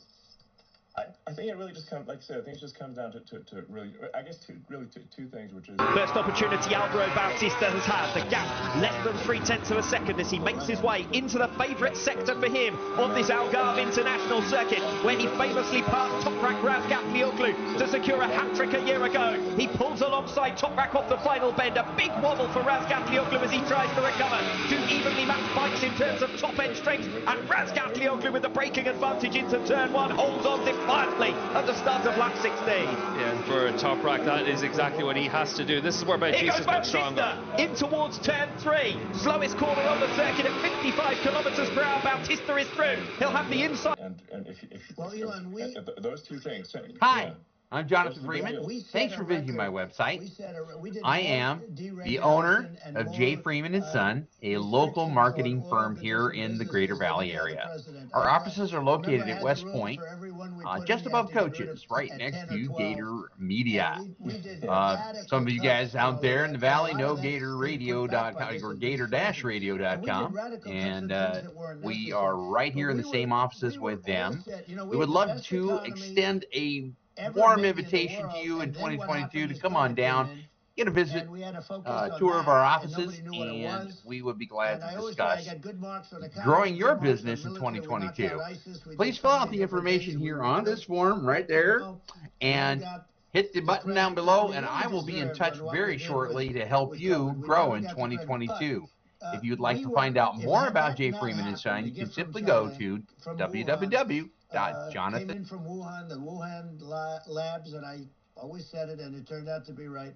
But had that not happened, we were set to start reducing debt. We were going to reduce taxes further. I gave the largest tax cuts, and we were going to reduce taxes still further for middle-income people, not only businesses. But we did it for businesses because they're the ones that's why we had the great job numbers. But we were set to really start reducing debt. And, we're sitting on the biggest pile of liquid gold anywhere in the world, bigger than Saudi Arabia, bigger than Russia. And we were going to drill, and we were going to make so much money. We were going to supply Europe with oil. I had stopped the Russian pipeline, and we were going to supply them with oil and gas. We were going to make a fortune. And then the COVID came in, and we really had to divert. Then what happened is when they came in, we kept a lot of businesses alive. If I didn't do what we did, we would have had a 1929 type depression. But the problem is when Biden came in, he got trillions of dollars and just started spending it stupidly. You didn't need it anymore. We got over that bad period where everybody was dying and it was just not a good period. Interestingly, during his administration, many more people died during his administration of COVID than during my administration, and we really got the brunt of it. But people don't realize more people died during his administration than ours. But it diverted us from doing what I wanted to do. But we had the greatest for almost 3 years. We had the great, and you know that probably better than anybody. So many of your friends said to me, the best years we've ever had in business were during the Trump years, and also said that African American, Hispanic American were so incredible. They were having the best. Asian American women, men, young people without a diploma, young people that graduated from the best colleges, from MIT, from the Wharton School, from all of the great colleges, Harvard. They were doing better, and people without a diploma were doing better. and everybody was happy. And then COVID came, and we had the problem is they spent trillions and trillions of dollars. They wasted. They shouldn't have taken any money, and we wouldn't be having inflation right now, which is killing our country. Yeah, absolutely. I mean, I should probably say something about, like, you know, maybe my views on, you know, climate change and oil and gas, because I mean, I think I'm probably different from what most people would assume, because my views are actually pretty, I think, moderate in this regard, which is that I don't think we should vilify the oil and gas industry and the people that have worked very hard in those industries to provide the necessary energy to support the economy. And if we were to stop using oil and gas right now, we would all be starving, and the economy would collapse. So it's, you know, I don't think it's right to sort of vilify the oil and gas industry. And I, you know, and the world has a certain demand for oil and gas, and it's probably better if the United States provides that than some other countries. Sure. And it would help with prosperity in the U.S. And at the same time, obviously, my view is like, we do over time want to move to a sustainable energy economy, because eventually you do run out of. I mean, you run out of oil and gas. It's not there. It's not infinite. And there is some risk. I think the risk is not as high as you know, a lot of people say it is with respect to global warming. But I think if you just keep increasing the parts per million in the atmosphere long enough, eventually it actually simply gets uncomfortable to breathe. People don't realize this. If you go past 1,000 parts per million of CO2, you start getting headaches and nausea. And so we're now in the sort of 400 range. We're adding, I think, about roughly 2 parts per million per year. So I mean, it still gives us.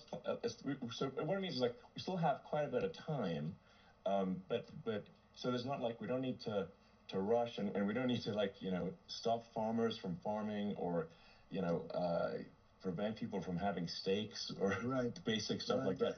Like you leave the farmers alone. I agree. How crazy is that? Where I mean, you have farmers that are not allowed to farm anymore and have to get rid of their cattle, and the whole world is a little crazy. But it's largely taken its lead from us. I do say, though, I've heard in terms of the fossil fuel, because even to create your electric car and create the electricity needed for the electric car, you know, fossil fuel is what really creates that at the generating plants. And, you know, so you sort of can't get away from it at this moment. I mean, someday you might be able to. But I do hear we have anywhere from 100 to 500 years left. You know, much of it hasn't even been found yet. Yeah. But there are tremendous, like ANWR. I got ANWR in Alaska approved. Ronald Reagan couldn't do it. Nobody could do it. Everybody tried. Nobody could do it. I got it approved. The first thing that Biden did was unimprove it, to get rid of it. He ended it. His secretary went in and she ended it. And what a disgrace. That's ANWR. That's bigger, or they think it could be bigger than Saudi Arabia in Alaska. Could be bigger than Saudi Arabia.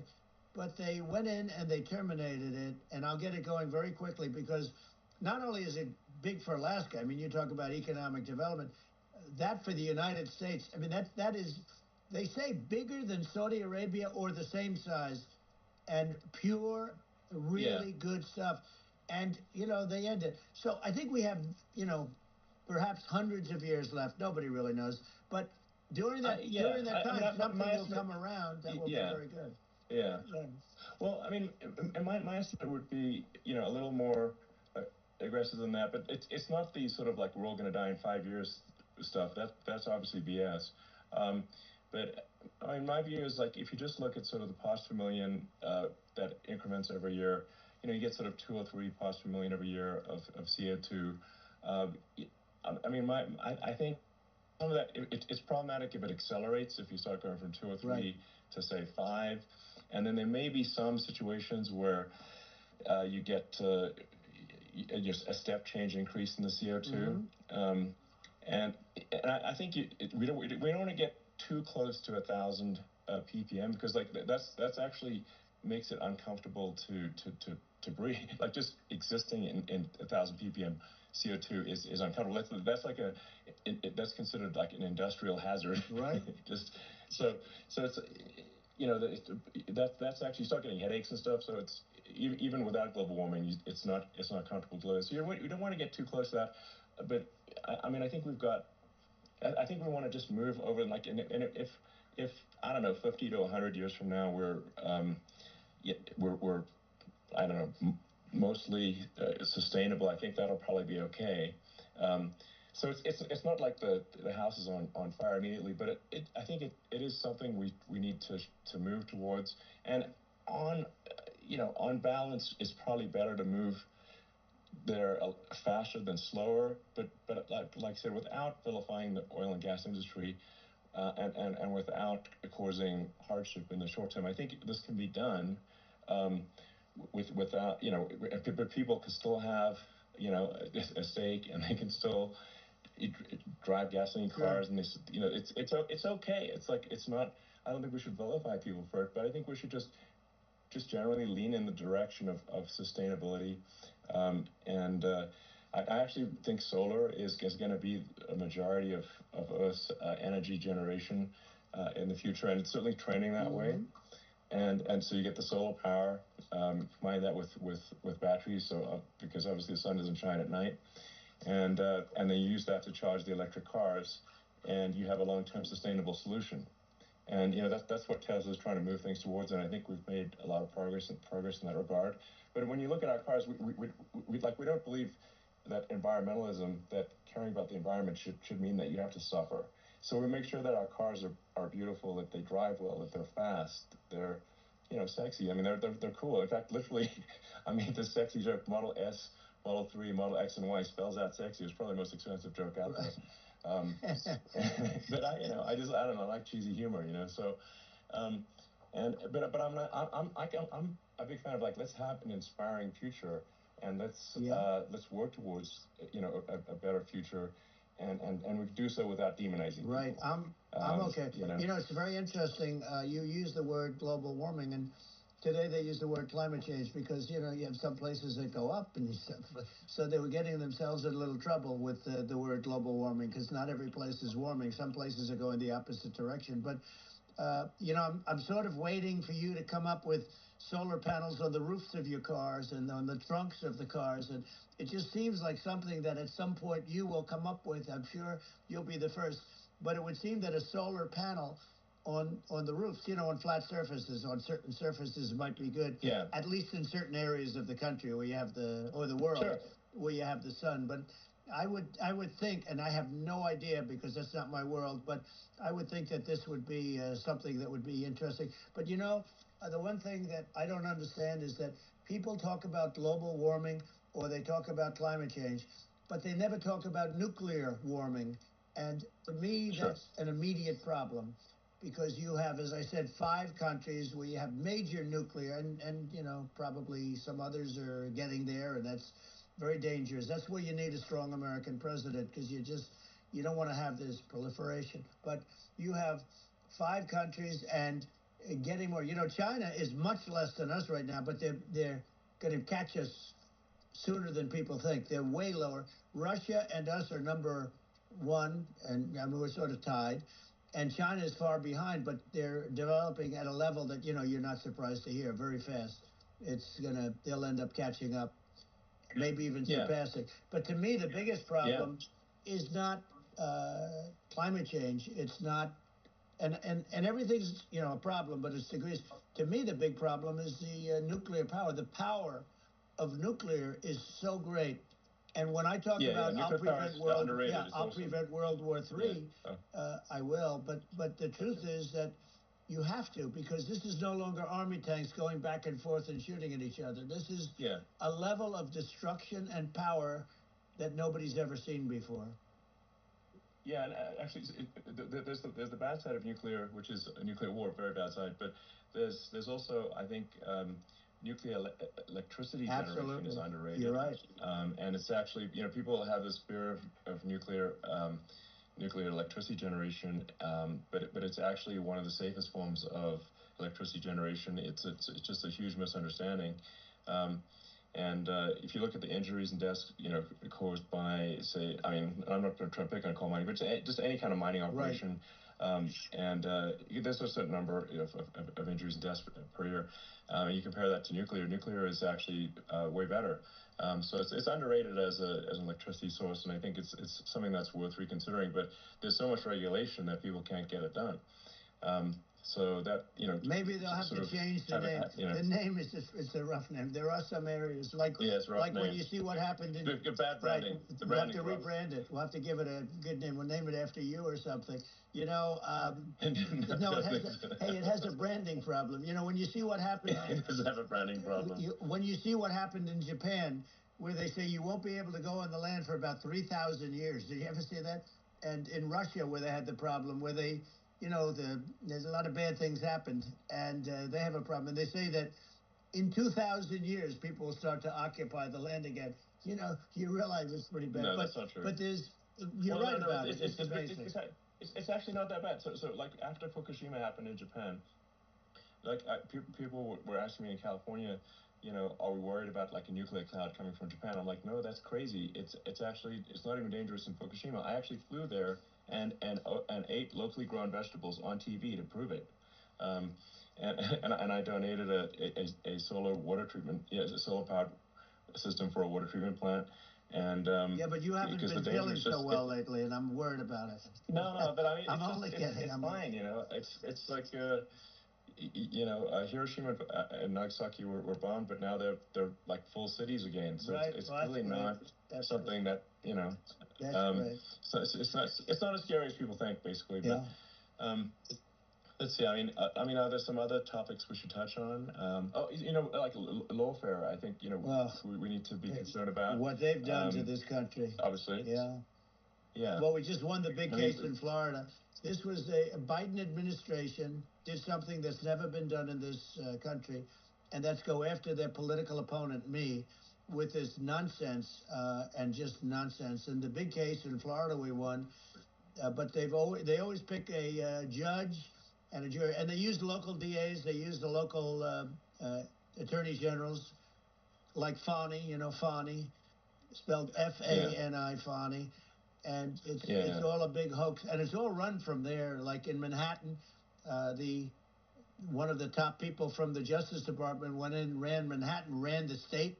The Letitia James deal was run by a person from the Department of Justice, Biden. They've never done this before, and they set up a very bad precedent. It's called lawfare, warfare. It's a terrible thing, and never happened in our country. It does happen in banana republics and third world countries, but it's never happened. And the incredible thing is it actually drove my numbers up because people see, fortunately I have a platform like you, or, in all fairness, like a conversation like this where I can talk about it and people understand. I mean, you fight for election integrity and you end up getting indicted because you're fighting for election integrity. And when the day comes that you can't fight for election integrity, you don't have a country anymore. So what happens is they went after their political opponent, me. Now Biden's, close to vegetable stage, in my opinion. Okay, I looked at him today on the beach, and I said, why would anybody allow him? The guy could barely walk. Why would anybody allow him? Does he have a political advisor that thinks this looks good? He thinks this looks good because it looks so bad, and it's ridiculous. I mean, and he's been doing that for a long time. He can't lift the chair. The chair weighs about 3 ounces. It's meant for children and old people to lift, and he can't lift it. The whole thing is crazy. Well, he's clearly. He's clearly like we just don't have a president. Right you now. don't have a president, and she's going to be worse than him because she is a San Francisco liberal who destroyed San Francisco, and then as Attorney General, she destroyed California. You talk about location, and we're talking about the sun and the water and all. There's nothing better than California. She has destroyed that. She was the original DA. She was the original in San Francisco. She was the original Attorney General in California. What she has done to California is, well, you know better than I do. You just left California for a lot of those reasons.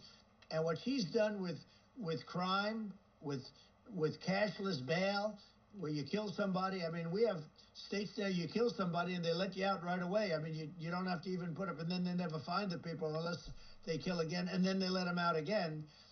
Our country is becoming a very dangerous place. And she is a radical left San Francisco liberal. And now she's trying to protect. Now she's looking like she wants to be more Trump than Trump, if that's possible. I don't think it's possible. But she wants to be more Trump than Trump. Yeah.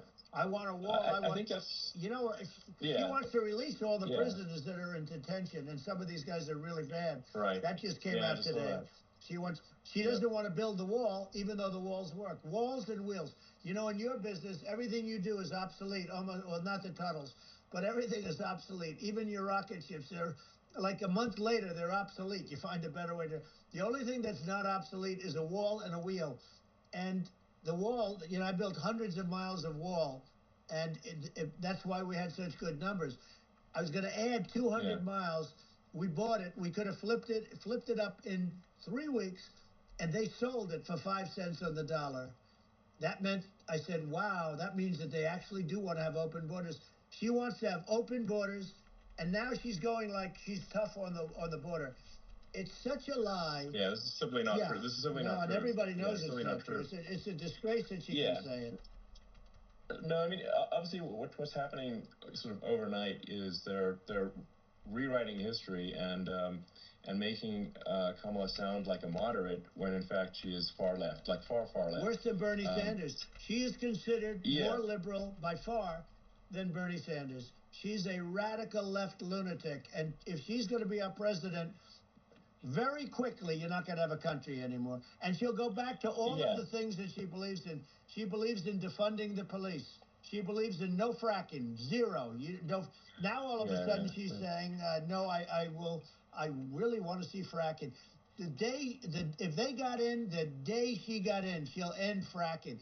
And by the way, if people didn't think that, the lunatics that really believe in that, they won't vote for her. You know, like the Palestinians and Israel.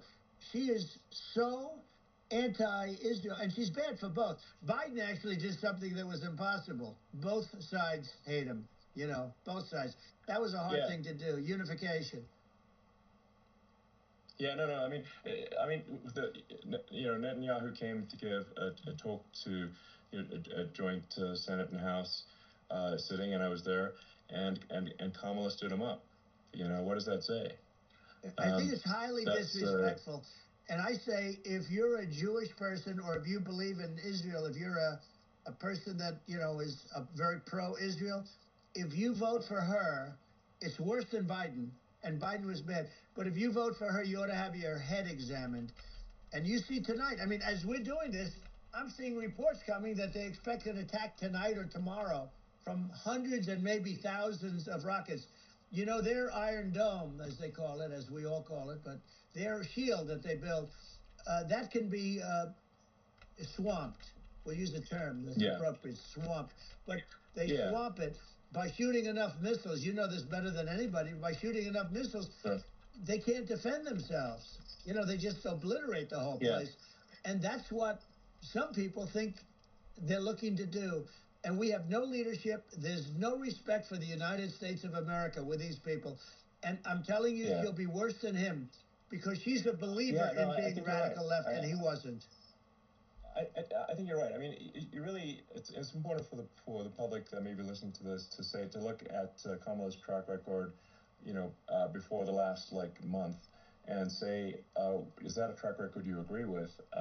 And I think if you're an independent moderate, you definitely would not agree with it, because it is her behavior has been far left, and we're seeing just an overnight propaganda attempt to rewrite history and make it sound like Kamala's moderate when she in fact is not moderate. Well, her running mate signed into legislation, tampons in boys' bathrooms. Okay, now that's all I have to hear. Tampons in boys' bathrooms. And that means she believes in that too. I mean, she picked this guy because he was the closest to her. A lot of people thought she'd pick sort of the opposite, but she picked an anti-Israel, radical left person. But she is far worse, they say, than Bernie Sanders.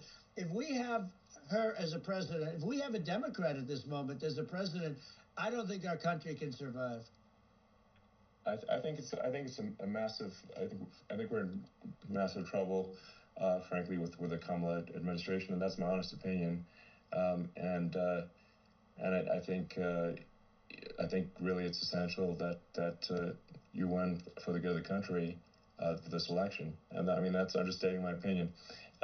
Now, you know, you may have seen this, but I got a letter from the EU Commission, like saying, you know, to not have disinformation on during this discussion that we're having, like, and you know, there's a lot of attempts to do censorship and to force censorship even on Americans from other countries, and you know, what do you think about that?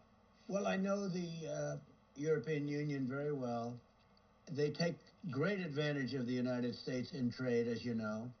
We, through a different forum, NATO, we protect them, and yet if you build a car in the United States, you can't sell it in Europe. You just can't sell it. It's impossible. The same thing with our farmers. Our farmers find it very difficult to do business. You know, we have a deficit with them of $250 billion, which people don't know. It sounds so nice, the European Union, but let me tell you, they're not as tough as China, but they're bad, and I let them know it. And that's probably why they notified you. No, they don't treat our country well. We defend them, you know, with Ukraine. So we're in for 250 billion, and they're in for about 71 billion, and they have the same size. If you add up the European nations that, you know, in terms of an economy, it's about the same size, wouldn't you say, as us? And they're in, and they're in much greater risk. They're right there. We have an ocean separating us from, in this case, the enemy would be Russia. It used to be for the Soviet Union, but let's assume they're close enough. And what happens is they're in for 70-something million. I think even less than that, billion, and we're in for about 250 billion, and it could be a lot higher than that. And I say, why aren't you going to equalize? Why aren't they paying what we're paying? And they're in much more, you know, it's much more important for them because of the fact that, you know, they're right near there. I mean, they're all sort of in that location. We're not. But they should, and I did it with NATO. There were only 7 countries that were paid up in NATO out of 28 at the time. And the United States the United States was subsidizing NATO, tremendously subsidizing NATO. And I said, I went in and I said, you got to pay up. If you don't pay up, we're not going to defend you any longer. I took a lot of heat, but you know what happened? Billions and billions of dollars came flowing in. And you know. I think a lot of the public isn't aware of the fact that the United States pays a disproportionate share of the NATO expenses. And then we get taken advantage of on trade. So think about it. Yeah, well, I mean, the point of NATO is defending Europe, and it's you know, it's like, then okay, well, why is the United States paying disproportionately more to defend Europe than Europe? That doesn't make sense. That's unfair, and that is an appropriate thing to address. Well, you know, when you talk about cost cutting and savings and everything else, I mean, honestly, look, there's nobody that feels worse about the Ukraine situation than I do, because I know it would have never happened. I know Zelensky. He was very honorable to me, because when they went with the Russia hoax and they said I had a phone call with him, he said it was a perfect phone call. It was a great phone call. He could have grandstanded and, you know, said, oh, he was very threatening. He said, no, it was a very nice phone call. I called him up to congratulate him on his win, and you end up getting impeached because these people are lunatics. You know, I was talking about the difference from the people within and the enemies on the outside. In many cases, the people from within are more dangerous for our country than the Russians and the Chinas. If you have a smart president, you're not going to have a problem with them. You're going to do things. Yeah. Now, they've taken advantage of us incredibly, but you're going to do things with the right person.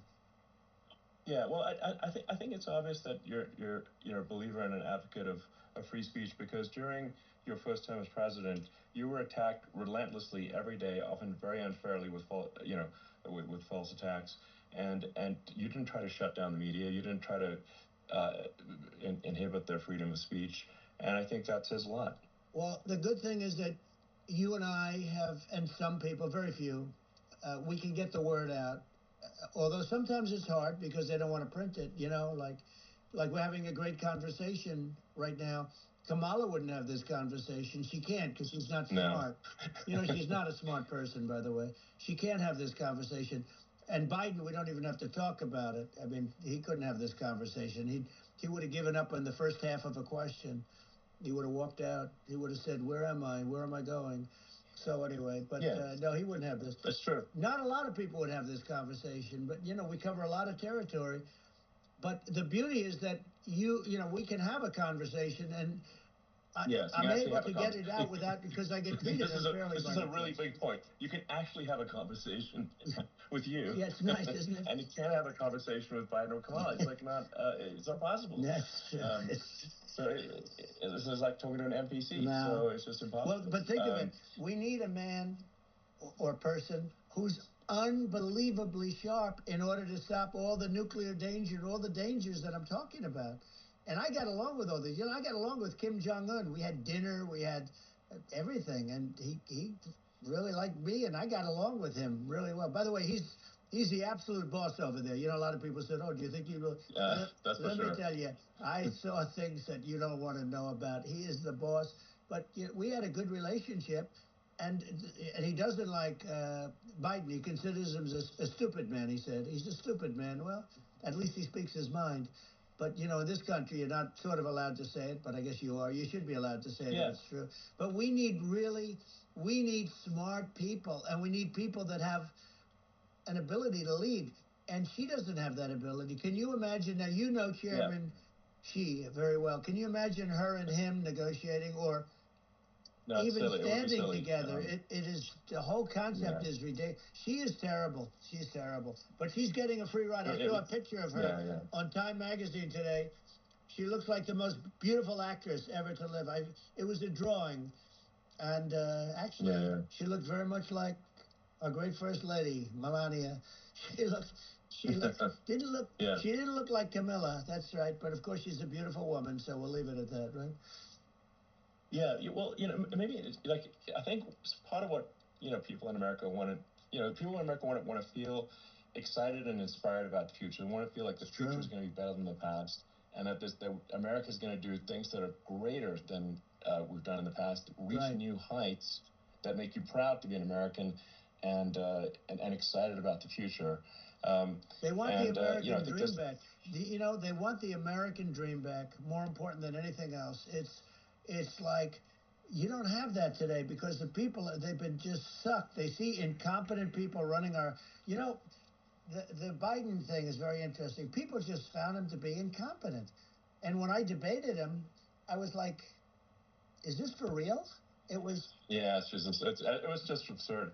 But I mean, I think there are, like, you know, some you know, grand projects that we could do. I mean, I think, like, you know, we could build a base on the moon. We could send American astronauts to Mars. We could build high-speed connections that are, you know, more advanced than anything else in the world between our cities, so people have fast transport.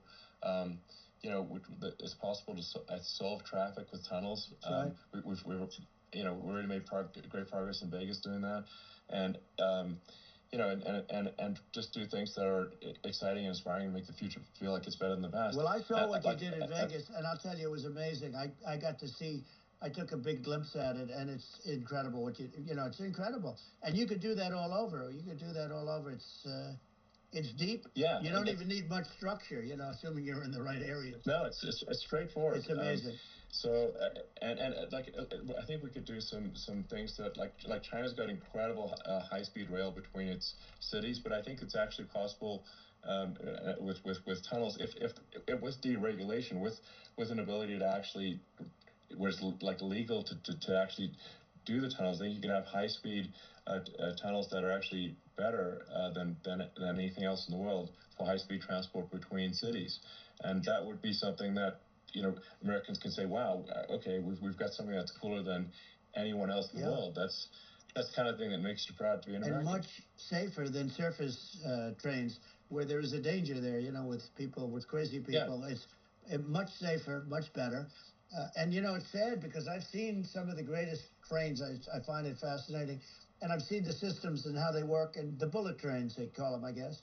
And they go unbelievably fast, unbelievably comfortable. with no problems. And we don't have anything like that in this country, not even close. And it doesn't make sense that we don't. Doesn't make sense. Yeah, and I think also like there's, I'm kind of hopping on the excess regulation, but I think something that like I think people can generally understand is that what happens with laws and regulations is that there's more and more of them every year, and unless there's a process to clean them up, eventually everything becomes illegal, and that actually it slows down the development of new technologies. I mean, if you take the sort of like I think there's room for some reform at the FDA for improving the speed with which we approve drugs that could help save lives and improve people's lives. And I worked very hard on that. We got that down to the lowest number ever, and we got therapeutics approved in the FDA that people can't even believe the speed. But I took them on. I don't think they like me too much, but I got things approved in the FDA at numbers that they wouldn't believe. And it's a very bureaucratic group. Actually, it's a fine group of people in many cases. I got to know a lot of them, but I was pushing them really hard for Regeneron, for so many different things that were really pretty amazing. But the FDA takes too long. It's 12 years to get a product approved. I got it down to 4, and I got some things done very quickly. But it's really something that is going to have to be worked on because it takes too long.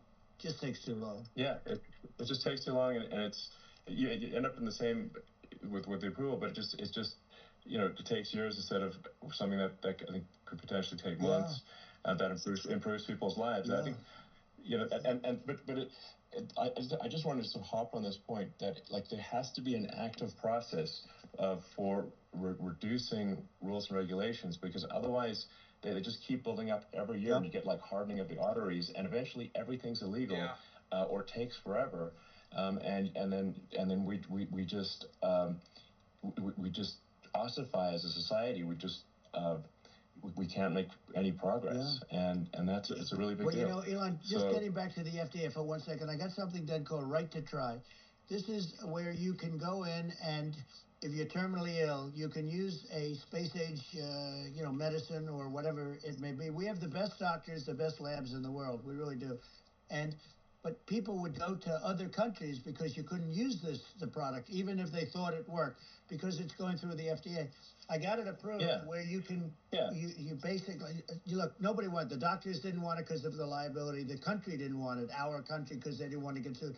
These are people terminally ill. The insurance companies didn't want it, and the pharmaceutical companies, nobody wanted it. I got everybody into a room, and we came up with an agreement that you won't get sued.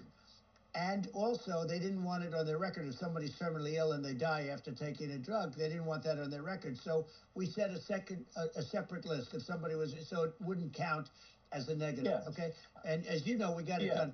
We have saved Right to Try. They've been trying to get this done for 58 years, and it sounds simple, but it wasn't, because of, the insurance companies, nobody wanted it, but we got it done. Somebody signs, you sign a document that you're not going to sue the insurance companies, the country, you're not going to sue anybody, and we got it done, and we're saving tens of thousands of lives. Right to Try. Hopefully you never need it, but if you do, you don't have to travel to Asia. People, if they had money, they go to Asia, they go to Europe. If they don't have money, they go home and die. That's what happened. They'd go home and die. Yeah.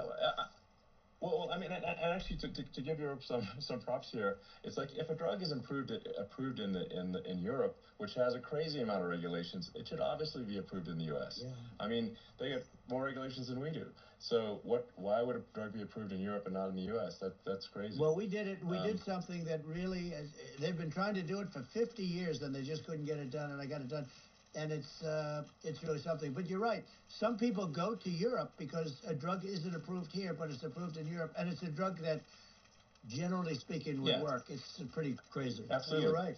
And I think so long as people are properly informed of the pros and cons, and like these are the risks, these are the risks, and like you make your own decision. Yeah. That makes sense. Well, I think just in sort of closing up, and by the way, I'm looking at the numbers. You got a lot of people listening.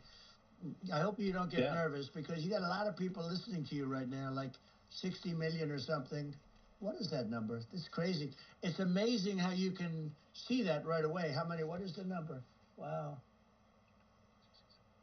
What is it? Well, Wow. I think in terms of people that's bigger than you said. You said 25, and you're much more than double that number, 25 million. I think you're going to be 60 or 70, and I guess over a period of time. Hey, I congratulate you. Do I get paid for this or not? Well, I think actually in terms of the number of people that will hear this conversation over the next few days to weeks, it's going to be hundreds. That's what they say. Yeah, that's good. Well, look, it's an honor. I just ask this: are you better off now, or were you better off when I was president? Nobody's better off now. People, we put out polls on that, and nobody's better off now. Inflation has killed it, and they also feel very unsafe. You look at what's going on with a lot of different things. You look at the riots we had at the colleges over, it's ridiculous, but all of the riots, they just feel unsafe. And now they really feel unsafe because you have a new form of crime. It's called migrant crime. I call it Biden migrant crime. Maybe I'll call it Kamala migrant crime. But with all these things, I always try to get to the ground truth by just asking people. And my mom lives in New York, and I was like, Mom, have any of your friends, been attacked or assaulted? And she said, yeah, 3 of her friends in 3 separate incidents were assaulted just in recent months, just walking around the streets of New York. And I said, well, what happened to the people that assaulted them? Oh, nothing. They got away. They just know they always get away. Nothing's going. And they don't even bother reporting it because they know that they're not going to, people are not going to get prosecuted. They just let violent criminals out in New York. The only one that gets prosecuted is Donald Trump. They prosecute Trump. Yeah, it's just obviously messed up. Oh, it's terrible. If violent criminals are getting off scot-free, and meanwhile the New York spending massive resources prosecuting you, and it's like what's this? And I think the sort of sensible public looks at this and says, what the heck's going on here? This is obviously abuse of the legal system. The legal system is supposed to be protecting the public from violent criminals, and it should be obviously allowing the public to make their own decision about who should be president, as opposed to some legal case. Once they start this precedent, because this can go on with the next one. This is a very bad precedent what they're doing in terms of going after their political opponent, and that's all it is. It's going after their political opponent, and then you get a judge who's a strong Democrat, and I'm being nice when I say that. In many cases, crooked as hell. But you get a judge, and you go into an area where a Republican gets 3 or 4% of the vote, and you'll have a jury pool with people that hate Republicans or hate. It could also be the other way, though, because it could start the other way in areas where they hate Democrats, and you get into a Pandora's box. It's a very dangerous thing for this country, and a very dangerous thing even for the state. New York City is losing. New York City and state lose a lot of business over what they did to me, because these people say, we don't want that to happen to us. That's no justice system. You have an unfair system of justice, and it's costing New York State a tremendous amount of money. People are leaving and companies are leaving, and they won't come back. So, all of that stuff is important. But the economy now is the big thing, and we can turn that economy up so fast, and people are going to be back again. We're going to get rid of inflation. I think there's a lot of opportunity. Right, absolutely. So. And I just want to congratulate you. You've done an amazing job. You have definitely got a fertile mind. We can talk. You and I can talk about rockets. It's kind of you to say. Thank you. Well, tunnels. We can talk about tunnels and rockets and electric cars. So many things. And now you're into the AI, and that's going to be another beauty, I'll say. So it's an amazing thing you've done, Elon. It's an amazing thing, and I congratulate you. Thank you. And I just say here's to an exciting, inspiring future that people can look forward to and be optimistic and excited about what happens next. And that's the kind of future that I think you will bring as president, and that's why I endorse you. Well, I appreciate that. That endorsement meant a lot to me. Not all endorsements mean that much, to be honest. Your endorsement meant a lot. And, we have a phrase, make America great again. It's pretty simple, but it really says that we want to make America great again. And we can do it. We can do it now. But if we were going to suffer another 4 years like we suffered for the last 4 years, I'm not sure the country can ever come back. That's how bad it is. It's so bad. Wow. We have to do a lot of things. I think that's a very real risk. Yeah, it's a big risk. It's a very real risk. Yeah. And it's, I'd just like to note to people listening, like, I've not been very political before, and if you look at my record, I've actually been, I'm not like, some they try to paint me as like a far right guy, which is absurd, because I'm like making electric vehicles and solar and batteries, helping with the environment, and I actually I supported Obama. I stood in line for 6 hours to shake Obama's hand when he was running for president, and so it's not like I'm like some sort of dyed-in-the-wool long-term Republican. I call myself, historically a moderate Democrat, but now I feel like we're really at a critical juncture for the country, I think a lot of people thought, the Biden administration would be a moderate administration, but it's not, and obviously, we're just going to see an even further left administration with Kamala. That's my honest opinion. I mean, her dad is literally. She was brought up as an actual. Her dad is a Marxist economist.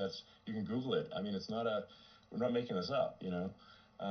That's how she was brought up. So, and we want to have a future that is prosperous. And I think we're just at this critical juncture, and I think this is a case of the America is going to at a fork in the road, and sure. And I think it will take the path to, like, you are the path to prosperity, and I think Kamala is the opposite.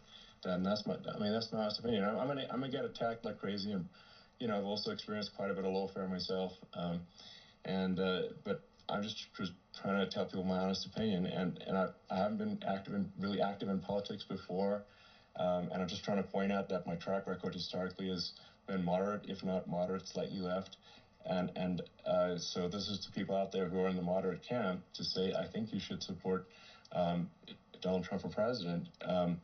And I think it's actually a very important junction in the road, and we're in deep trouble if it goes the other way. Well, I want to thank you. And, I actually always did think of you as somewhat left. I must say that. So it's yeah. Even more of an honor to have your endorsement. I know how strong you feel about it. But, when you think of her, San Francisco 15 years ago, I had a great friend, Bob Tish. He said it's the greatest city in America. And now it's almost not livable there. And California likewise. And she was involved in the destruction of San Francisco and the destruction of California. And she will be involved in the destruction of our country if people are so unwise as to elect her. And I hope that doesn't happen. And I hope the elections are going to be run honestly.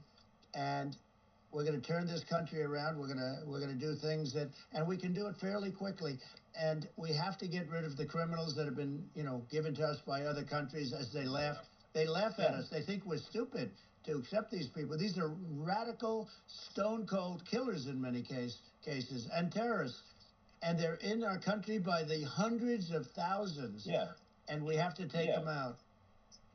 Yeah, I mean, if I could summarize it, perhaps, I think these are issues that I think most people in America would agree with, which is that we want safe and clean cities, we want secure borders, we want sensible government spending, we want to restore both the perception and reality of respect in the judicial system, just stop the lawfare, and I think that's like, and how are those even right-wing positions? I think those are that's just common sense, and that's.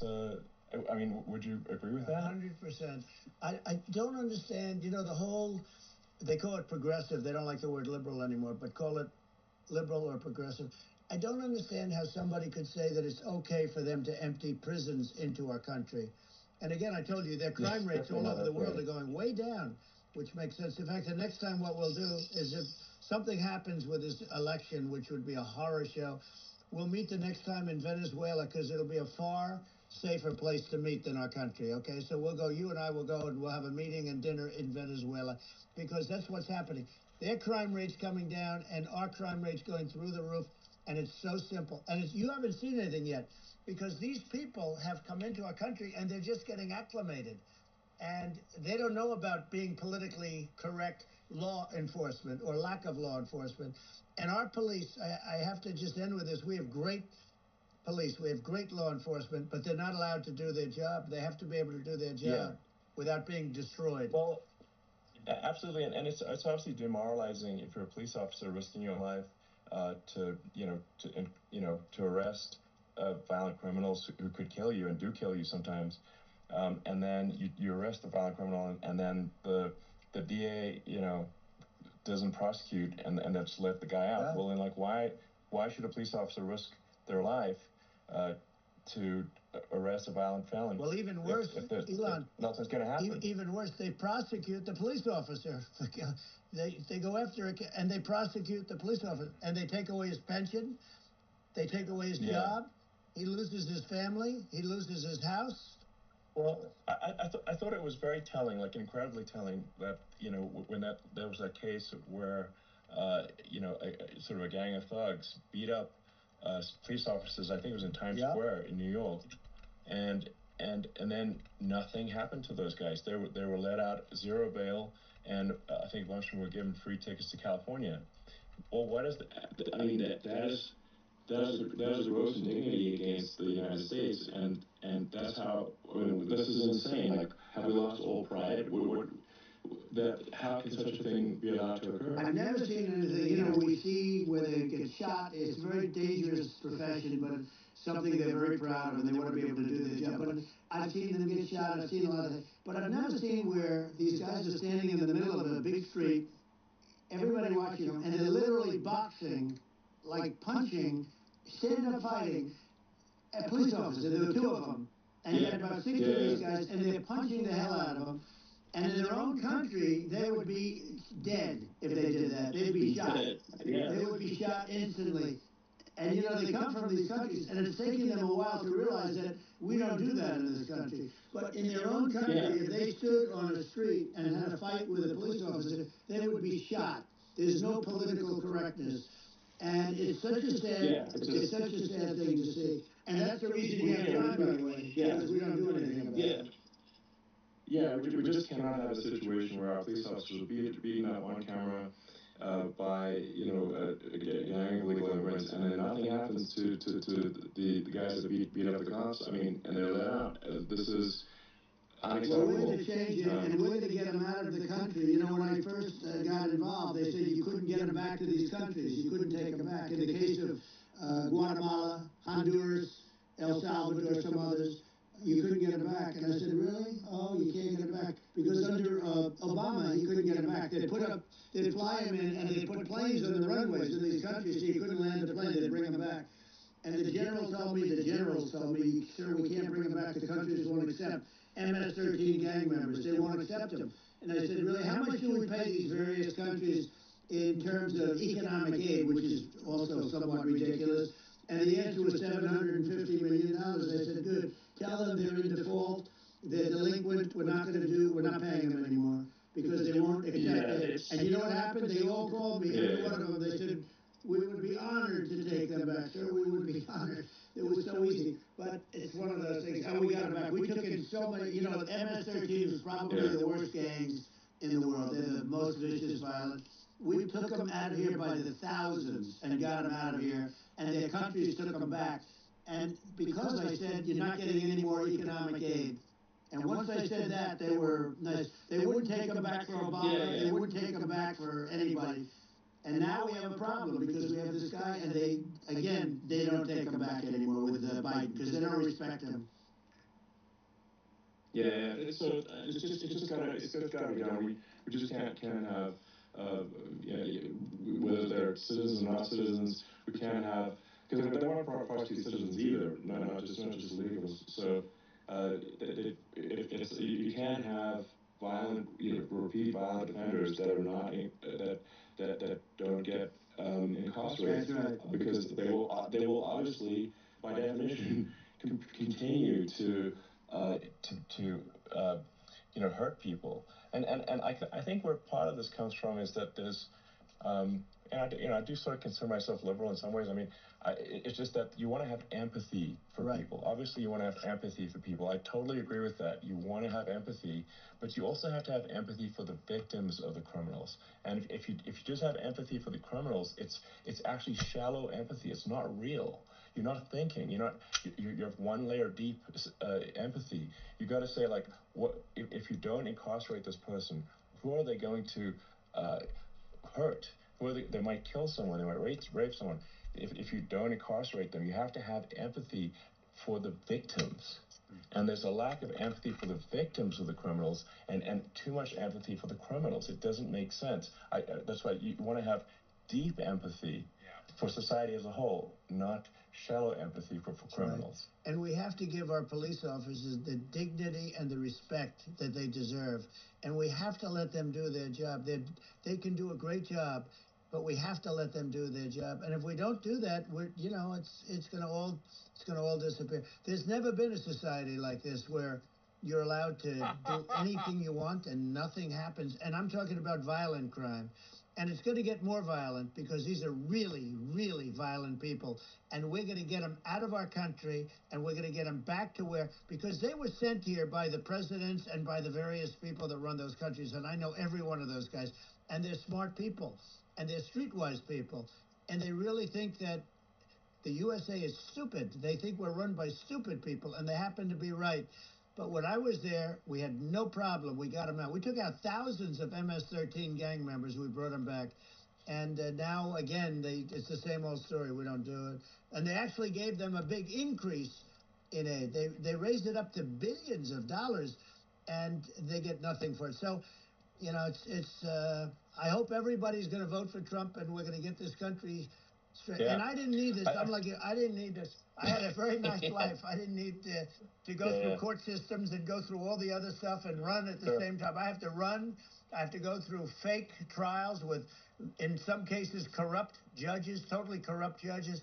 I didn't need it. I had a nice life. I have great locations. I have beautiful oceans that I have places. But I felt it was important. And if I had to do it over again, you probably think I'm crazy for doing it, actually. But if I had to do it over again, I would have done it over again, because this is so much more important than me or my life. We're going to save this country. This country is going down. And these people are bad people that we're running against, and they're liars. They make statements. They do things that are so bad. They say they're going to make a strong border. They say they've been great on the border, and they've been the worst in history. They say they're going to stop crime. The facts speak for themselves. It's so incredible. Speak for themselves. Like it's got to the point where people just don't even bother reporting crime in a lot of cities because they know nothing is going to happen. That's what I hear anecdotally from people all the time. So it's just my values. I'm just saying to people out there, like the things I think are important for the future is, like, we've got to have safe cities, we've got to have secure borders, we've got to have sensible spending, and we've got to have deregulation, and so we can have a prosperous future. And then we want to have some exciting, sort of moonshot projects that people can get fired up about. And that's the future I'm looking for. And I'm pro-environment, but I'm not against. I'm not like, I don't think we should vilify the oil and gas industry, because they're keeping civilization going right now. And but I do think we want to move at a reasonable speed towards a sustainable energy economy. Those are my values, and I think and so I mean that's why I'm supporting you for president. Well, I appreciate it. We're going to give incentive to companies to come into our country, not to leave our country. We're going to be giving tremendous incentives. We want companies to build here, not to build in other locations, and we want to create jobs. And again, it's about the American dream. You don't hear about the American dream anymore, Elon. You don't hear. You're the American dream in the truest sense, but you don't hear about the American dream anymore, and you're going to hear about it. People, they need that incentive to go out and do it, and they're going to love their lives. I mean, they're going to look forward to getting up in the morning and going to a job that they love, not a job that they can't stand, or not any job at all where they have no money, where they literally have no money, and then they end up with violence and lots of other problems. No, we're gonna do some great things. And I learned a lot in the first. We had a great economy and all of that. We rebuilt the military. We did so much, but I also learned the best people. I learned the good people, the smart people, the dumb people, the people that can do things. The people, you learn. When I first came in, I tell people I was in Washington, D.C. only 17 times, according to the fake news media. I was in 17 times. I never stayed over. And you don't know people. You rely on other people to give you names, and then you realize the people you relied on weren't so good. Now, we had great people, but we also had some where I wouldn't have, used them had I known. Now I know everybody.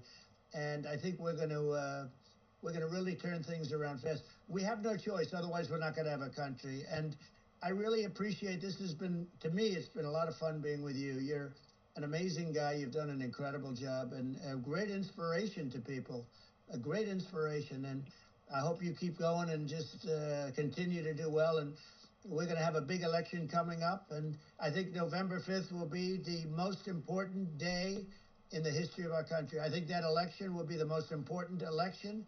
And I think it'll end up being maybe the most important day in the history of our country. Because if we don't win, I just feel so sorry for everybody. No, I think we're at a fork in the road of destiny of civilization, and I think we need to take the right path, and I think you're the right path. So I think that's what it comes down to. Thank you very much, Elon. It's a great honor, and we'll do it again sometime. And it's been really fun, and I hope you got a lot of viewers. I hear you got a lot, but I hope you got I know you got a lot of them. So I appreciate it. I'll see you soon. All right, sounds good. Thank you. Thank you, Elon. Thank you very much. Bye. All right, guys. Thanks for watching. The DDoS attack prompted me to stream it here on YouTube. If you sat around and enjoyed it, please just give me a thumbs up and a subscribe before you leave the channel. I'd really appreciate it. Trying to get to 1,000 so I can start to monetize some content and actually build something on YouTube. Yeah, that's it. God bless you. For Trump, against Trump, it doesn't matter to me. There are larger people and larger, influences at play than presidents. Musk might be part of that. That might be part of what was going on in tonight's interview. So keep your eyes open, keep your heart open, and love humanity. I do like that message that Musk shared tonight. Love your fellow human. There are people that hate the world, hate other people, and all the stuff that we're in right now is just sort of like an ant pile that's gone crazy from a stick being jabbed into it. And we just all need to calm down.